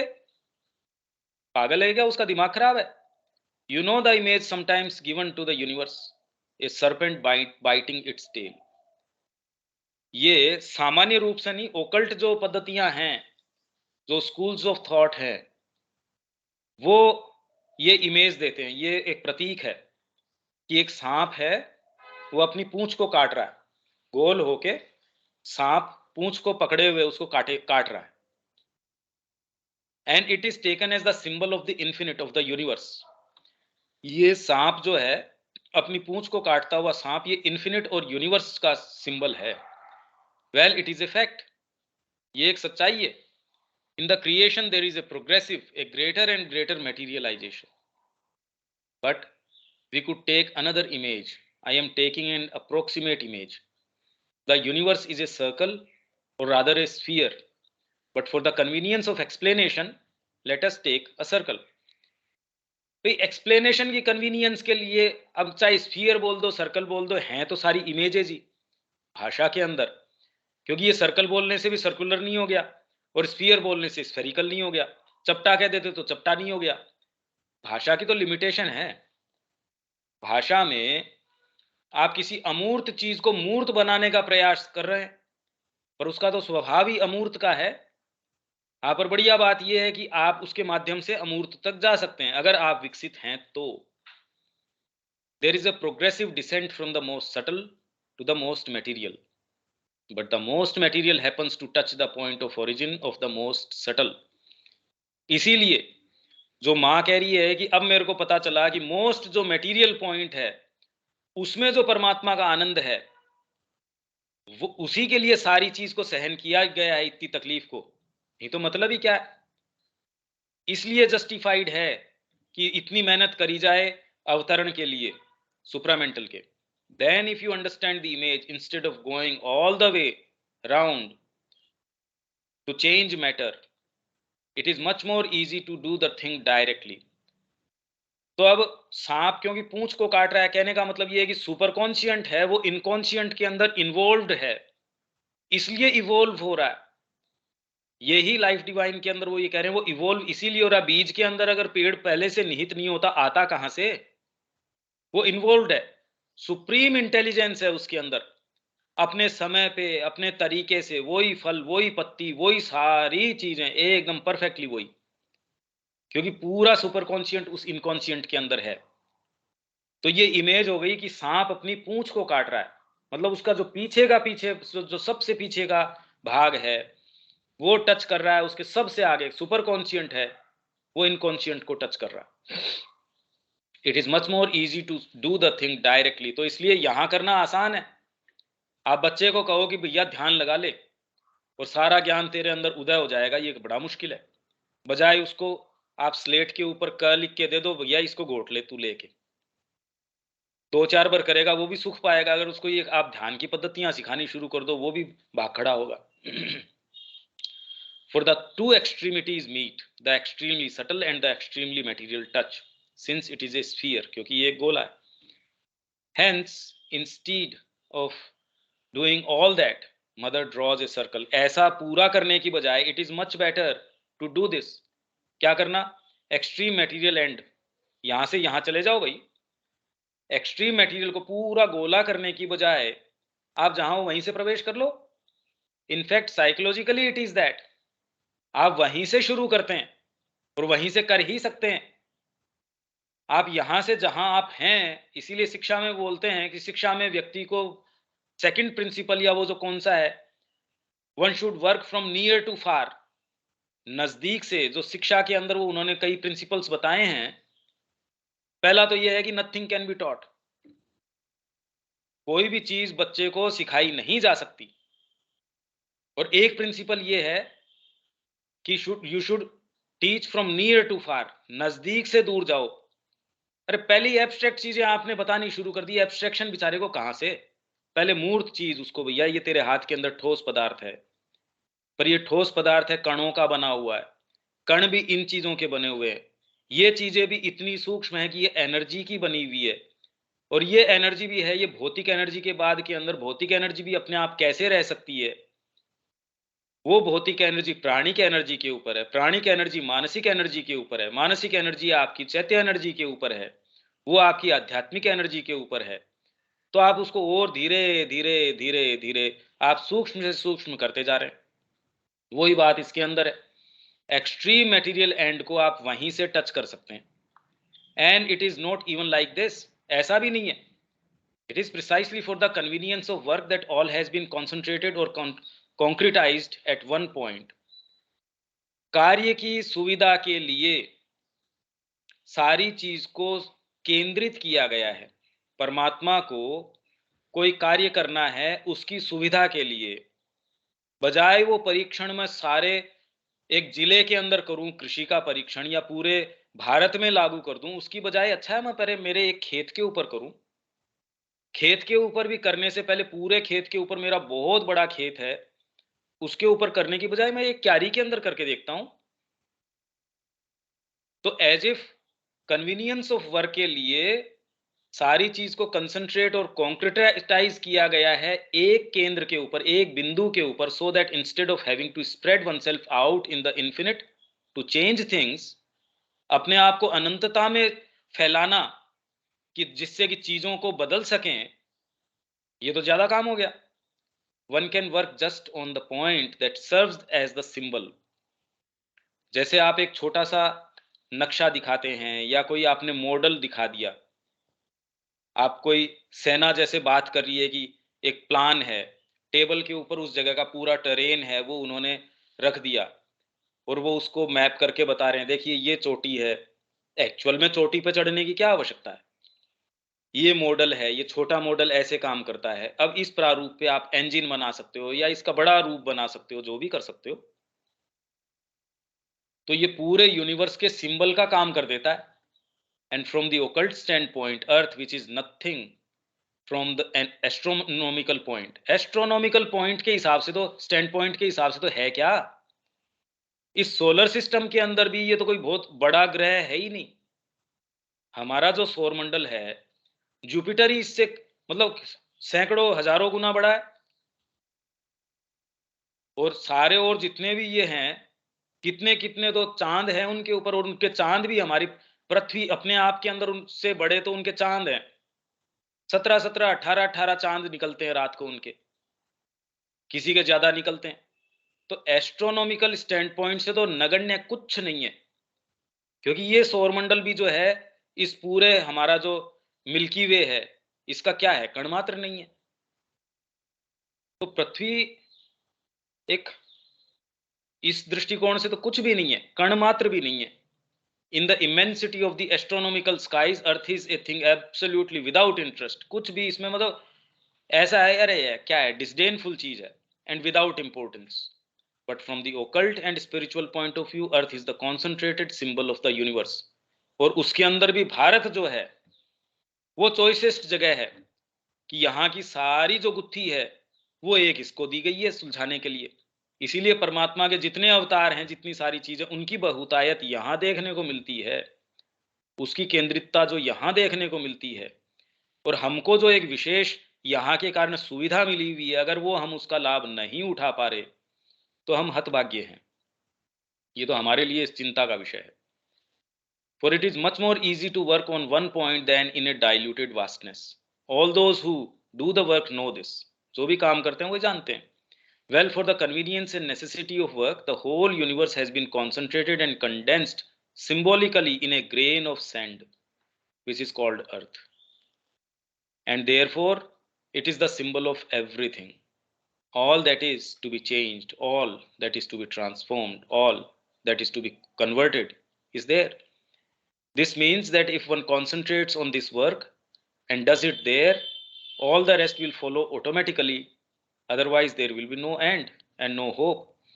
तो आपके अंदर जो प्राणिक शक्ति है, आप अपने प्राण के ऊपर लगाम लगाते हैं तो पूरी मनुष्य जाति उससे लाभ उठाती है। आप अपने माइंड के अंदर अपनी आत्मा का प्रकाश ले आते हैं तो ये सबका जो माइंड है उस पे, और माइंड का जो अपने आप में प्लेन है उस पे, उन सब पे ये प्रभाव डालेगा। ये एक बड़ा ओकल्ट मैकेनिज्म है, बड़ी विशिष्ट बात है ये।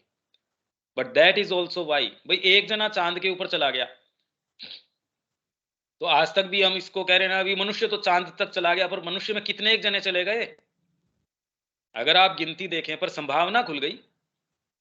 एक ने अगर कर लिया तो भी आप उसका उदाहरण दे रहे हो, मनुष्य तो कुछ भी कर सकता है, चांद पे चला गया, पर वास्तव में कितने चले गए?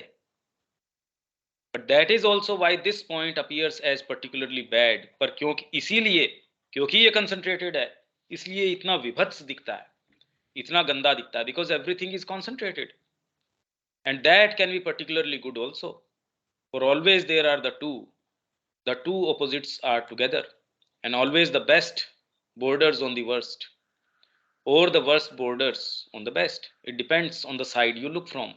आप किस दृष्टिकोण से देख रहे हो वैसे आपको नजर आता है कि भी कोई भी अच्छी चीज है वो तो अंत तो उसका ये होना है, पर दूसरे तरीके से भी कोई भी चीज का अंत है तो नया नया जीवन तो प्रस्फुटित होना ही है। अगर रात्रि गहनतम है तो इसके अंदर से उषा प्रस्फुटित होगी, अगर उषा है तो वो दिन दिन में भी बदलेगी, सांझ भी आएगी, रात भी आएगी, ये दृष्टिकोण भी हो सकता है। But it is because of the worst that you can find the best, and it because of the best that you can transform the worst. The two act and react upon each other. That was published in the bulletin, The Evil Persona. It is always said that there is a dark double of all the stars and a luminous double of all the planets. मतलब ये भौतिक रूप से सही है, वैज्ञानिक ये कह रहे हैं कि सभी प्लैनेट्स है उनका भी एक डुप्लीकेट होता है नेगेटिव पॉजिटिव की जैसे, और यदि वो दोनों आपस के अंदर मिल जाएं तो वो उनका एक इतना बड़ा उसके अंदर फ्यूजन होगा। तो ये वो कह रहे हैं कि वैसे ही मनुष्य के अंदर एक डिवाइन पर्सोना है, एक इविल पर्सोना है, दोनों तरीके के हैं आपके अंदर। In the occult way it is said that there is a luminous earth, all that is the experience of the luminous earth. Shri Aurobindo has described the experience. What experience? It is an experience that I had and I wrote about it to Sri Aurobindo. He answered me saying that it was an experience of Vedic times. माँ को ये experience हुआ जब उन्होंने narrate किया श्री अरबिंदो को, तो उन्होंने कहा कि ये वैदिक टाइम्स का एक्सपीरियंस है, an experience that happened in the luminous double. Double मतलब उसका प्रतिरूप, उसका डुप्लीकेट ऑफ द अर्थ। अर्थ का जो ल्यूमिनस, उसका जो प्रकाशित आलोकमय पार्ट है, उसका एक्सपीरियंस है। That will come out somewhere one day, और एक दिन वो निश्चित रूप से आएगा सामने। What you say about the evil persona, ये क्या जो माँ का एक्सपीरियंस था, interests me greatly as it answers to my consistent experience that a person. Shri Aurobindo कह रहे हैं ये माँ के एक्सपीरियंस के विषय में। माँ ने इविल पर्सोना की बात करी होगी कि एक पाप पुरुष है, इविल पर्सोना पाप पुरुष। ये आपके अंदर कोई एक अच्छी चीज हो सकती है, सोल हो सकती है, वैसे ही आपके साथ एक दूसरी चीज भी जुड़ी हुई है। तो श्री अरविंद कह रहे हैं कि आपकी जो ये बात है वो मेरे को ग्रेटली, मेरे को उसमें बड़ा इंटरेस्ट है, इंटरेस्ट मी ग्रेटली। क्यों? एज इट आंसर्स, क्योंकि इससे मेरे कंसिस्टेंट एक्सपीरियंस, लगातार मेरे को जो अनुभव हो रहा है उसका उत्तर इसके अंदर मिलता है।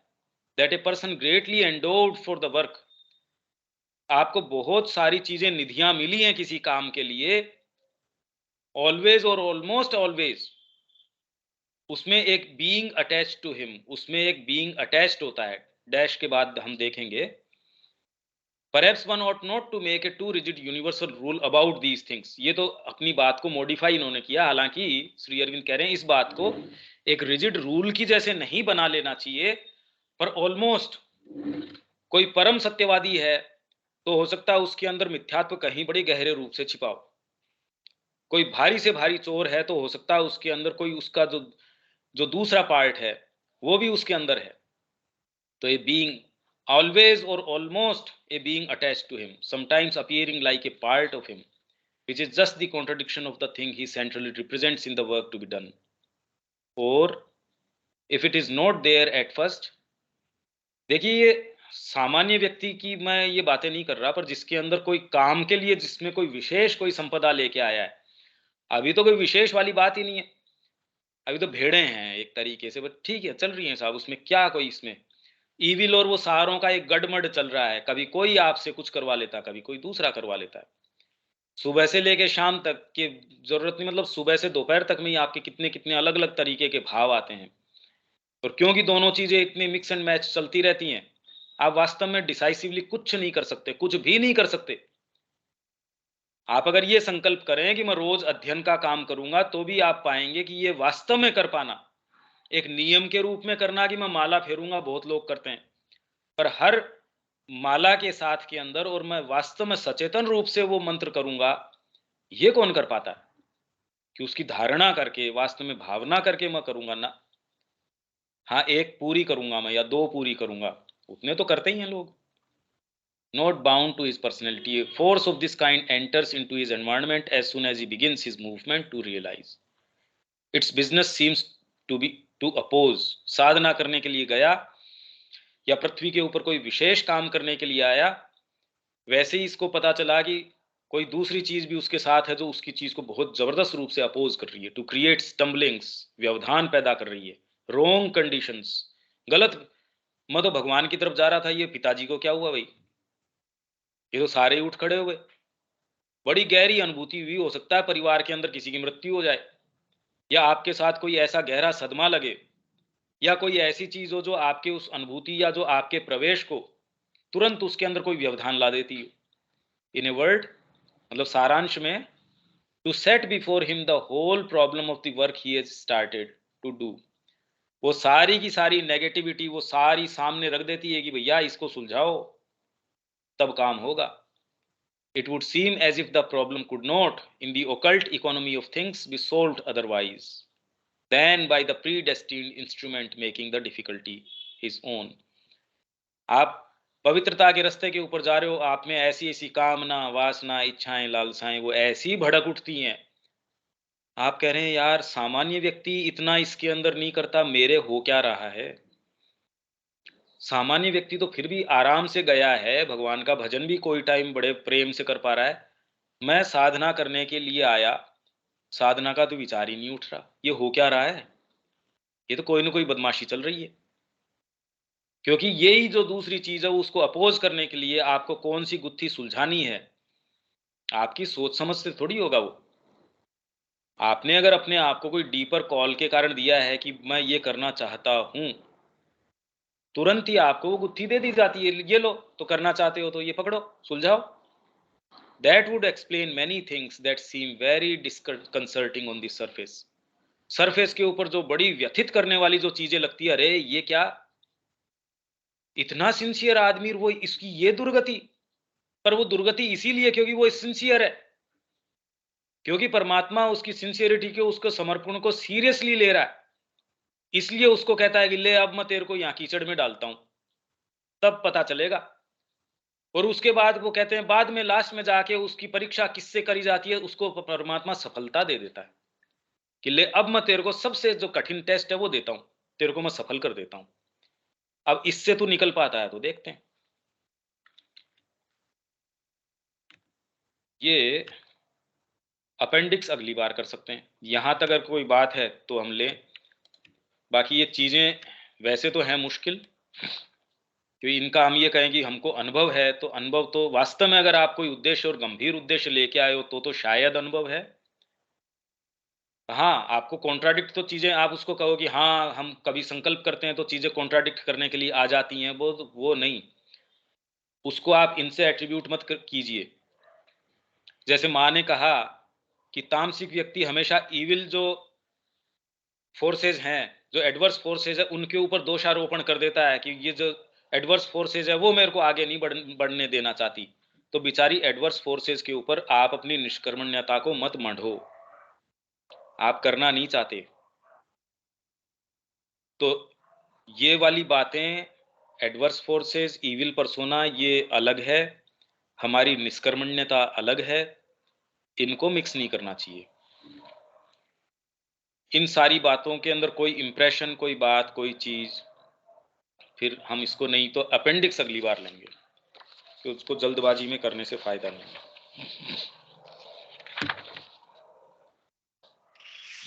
भैया विचार तो नहीं है, लेकिन एक चीज, इस ओवरऑल क्लास से सिंपल वे में इस चीज को कैसे समझे, पूरी क्लास का जो आज डिस्कशन है।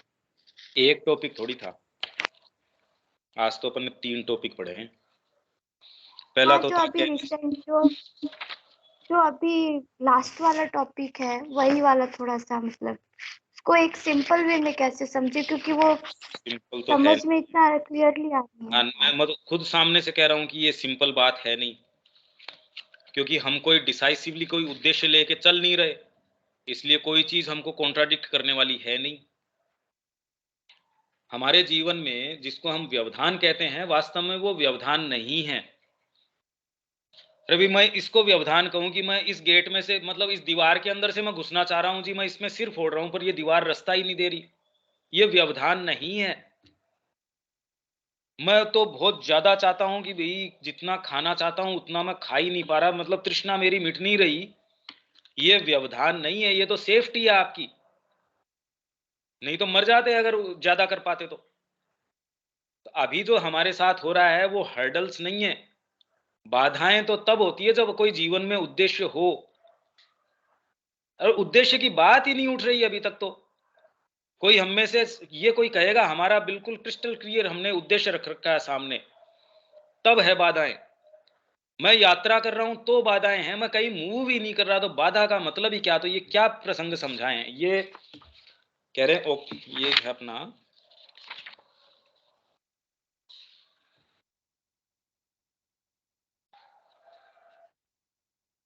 ये तो किसी चीज के बारे में कि ईविल पर्सोना, कि एक पाप पुरुष भी होता है, मतलब हर व्यक्ति के साथ ऐसी कोई चीज जो उसका जो मूल तत्व है, मूल बात है।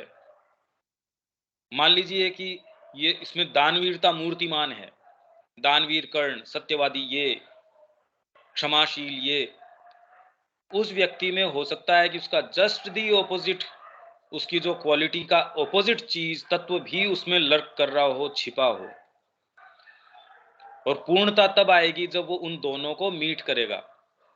और ये जो अनुभव है माँ का, इसमें तो पूरा नहीं है, ये एजेंडा के अंदर है, पर इसीलिए हम इसको रिलेट नहीं कर पा रहे। मैंने तो पहले ही इसमें ये कह दिया कि ये हमारे लिए इससे रिलेट कर पाना थोड़ा मुश्किल होगा, क्योंकि चर्चा इसकी अगर किसी ने कुछ अनुभव किया हो या कोई हो, जो कि मुश्किल है, अगर आप पथ पे हो तब आप ये देखते हो कि वो वाली चीजें जो पहले नहीं थी, पहले मैं अपनी चीजों को आराम से दूसरों को दे भी दिया करता था, भोजन को लेके कभी उतनी तृष्णा नहीं थी, इतनी लालसा नहीं थी। मैं अगर अध्ययन करना चाहता था तो बड़ा कंसंट्रेट करके माँ की पुस्तकें पढ़ पाता था। अब जब से मैंने गंभीर रूप से साधना का पथ या उच्चतर जीवन का कोई भी पथ अपनाया है, अपना जीवन किसी उच्चतर मार्ग में, हायर परस्यूट में दिया है, उसके बाद ये उभर के इतनी सारी चीजें कहां से आ गई? क्योंकि वो व्यक्ति कॉन्शियस तो होता है जो इस अवस्था पे आए कि ये चयन कर सकता हो, इसका मतलब सचेतन तो है वो अपने पिछले जीवन को भी देखता है, इसको भी देखता है। हाँ, अंदर से वो ये जानता है कि कितनी भी मुसीबतें हो, कितनी भी कुछ भी हो, वही एक अंदर बैठी गहरी श्रद्धा है, एक डीप चीज है जो उसको कहती है कुछ भी हो, मेरे को तो आगे जाना ही जाना है। पर फिर भी ये सारी चीजें वो रास्ते में मीट करता है, संदेह आ जाएंगे, वो ये कहेगा आश्रम में मैं तो संपूर्ण अपना देने के लिए आया था माँ को, आज मैं माँ की सत्ता को ही क्वेश्चन कर रहा हूं। ये भाग कहां से आया भाई? डेली अगर आप साधना करते हैं तो नए नए भाग, जैसे आप कोई एडवेंचरस उस पे परस्यूट पे जा रहे हैं, आपके सामने नई नई चीजें आएंगी ना, तो वैसे ही आपके बीइंग के अंदर इतने इतने खजाने, इतने इतने तह खाने, इतनी इतनी चीजें हैं। आपका ही अगर विशाल भवन है सपोज, उसमें आप एक कमरा खोलते हैं, अरे चाहे आप जानते हैं, आपका खुद का एल्बम खोल के देखते हैं आप, अरे तो कई देर 1 घंटे तक अच्छा अच्छा अच्छा, खुद की आपकी तस्वीर है, सारी चीजें, फिर चीजें ताजा हो आती। तो आपके बीइंग के अंदर तो अनंत निधियां हैं, वो आपको सरप्राइज करती हैं, अच्छी चीजें भी आ सकती हैं, पर ये वाली चीजें तो निश्चित रूप से आपके अब अपने आप को आपके सामने प्रस्तुत करती है कि लो सुलझाओ। भैया आप अपना अगर पूरा मकान बंद पड़ा खोलेंगे, तो जैसे जैसे कमरा खोलेंगे उसमें क्या क्या निकल सकता है वो तो भगवान ही जाने। उसमें सोना चांदी भी निकल सकता है, पर जाले हैं, गंदगियां हैं, बिच्छू है, सांप है, वो तो निकल ही सकते हैं निश्चित ही। दोनों ही चीजें हो सकती है, उसके लिए तैयार रहना चाहिए। पर ये उसके लिए है जो अभियान के ऊपर जा रहा है। अगर आप अभियान पे नहीं हो तब तो क्या मतलब है। तो ये ऐसे व्यक्ति की बात चल रही है, इतना अवश्य कह सकते हैं। बाकी तो और ये तो एब्स्ट्रैक्ट सी चीज है, इसमें तो और क्या कहें। स्नेहा, श्रेया, विवेक, नंद किशोर जी। हाँ भैया, ठीक। ठीक है, हाँ, तो कोई भैया बात है? जब तक कुछ जीवन में लगाएं, मतलब जैसा आप बोल रहे हो, हमने कुछ उद्देश्य लेके चलेंगे तभी ये चीजें क्लियर होंगी। तो ही होंगी, नहीं तो क्या होगा, नहीं तो मुद्दा ही नहीं है।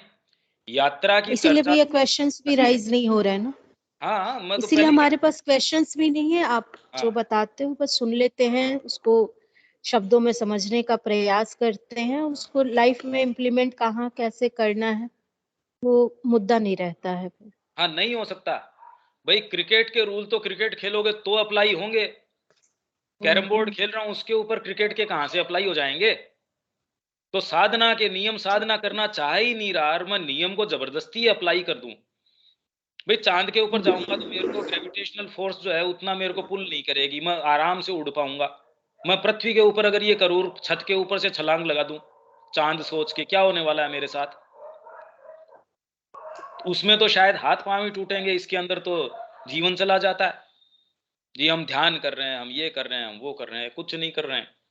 सारी चीज केंद्रित है उस मूल संकल्प के ऊपर कि मैं परमात्मा का हूं और मैं उसकी तरफ चलना चाहता हूं। पहले तो ये संकल्प आवश्यक है। अगर ये संकल्प नहीं आया है तो बाकी डेकोरेशंस हैं एक मृत व्यक्ति के ऊपर।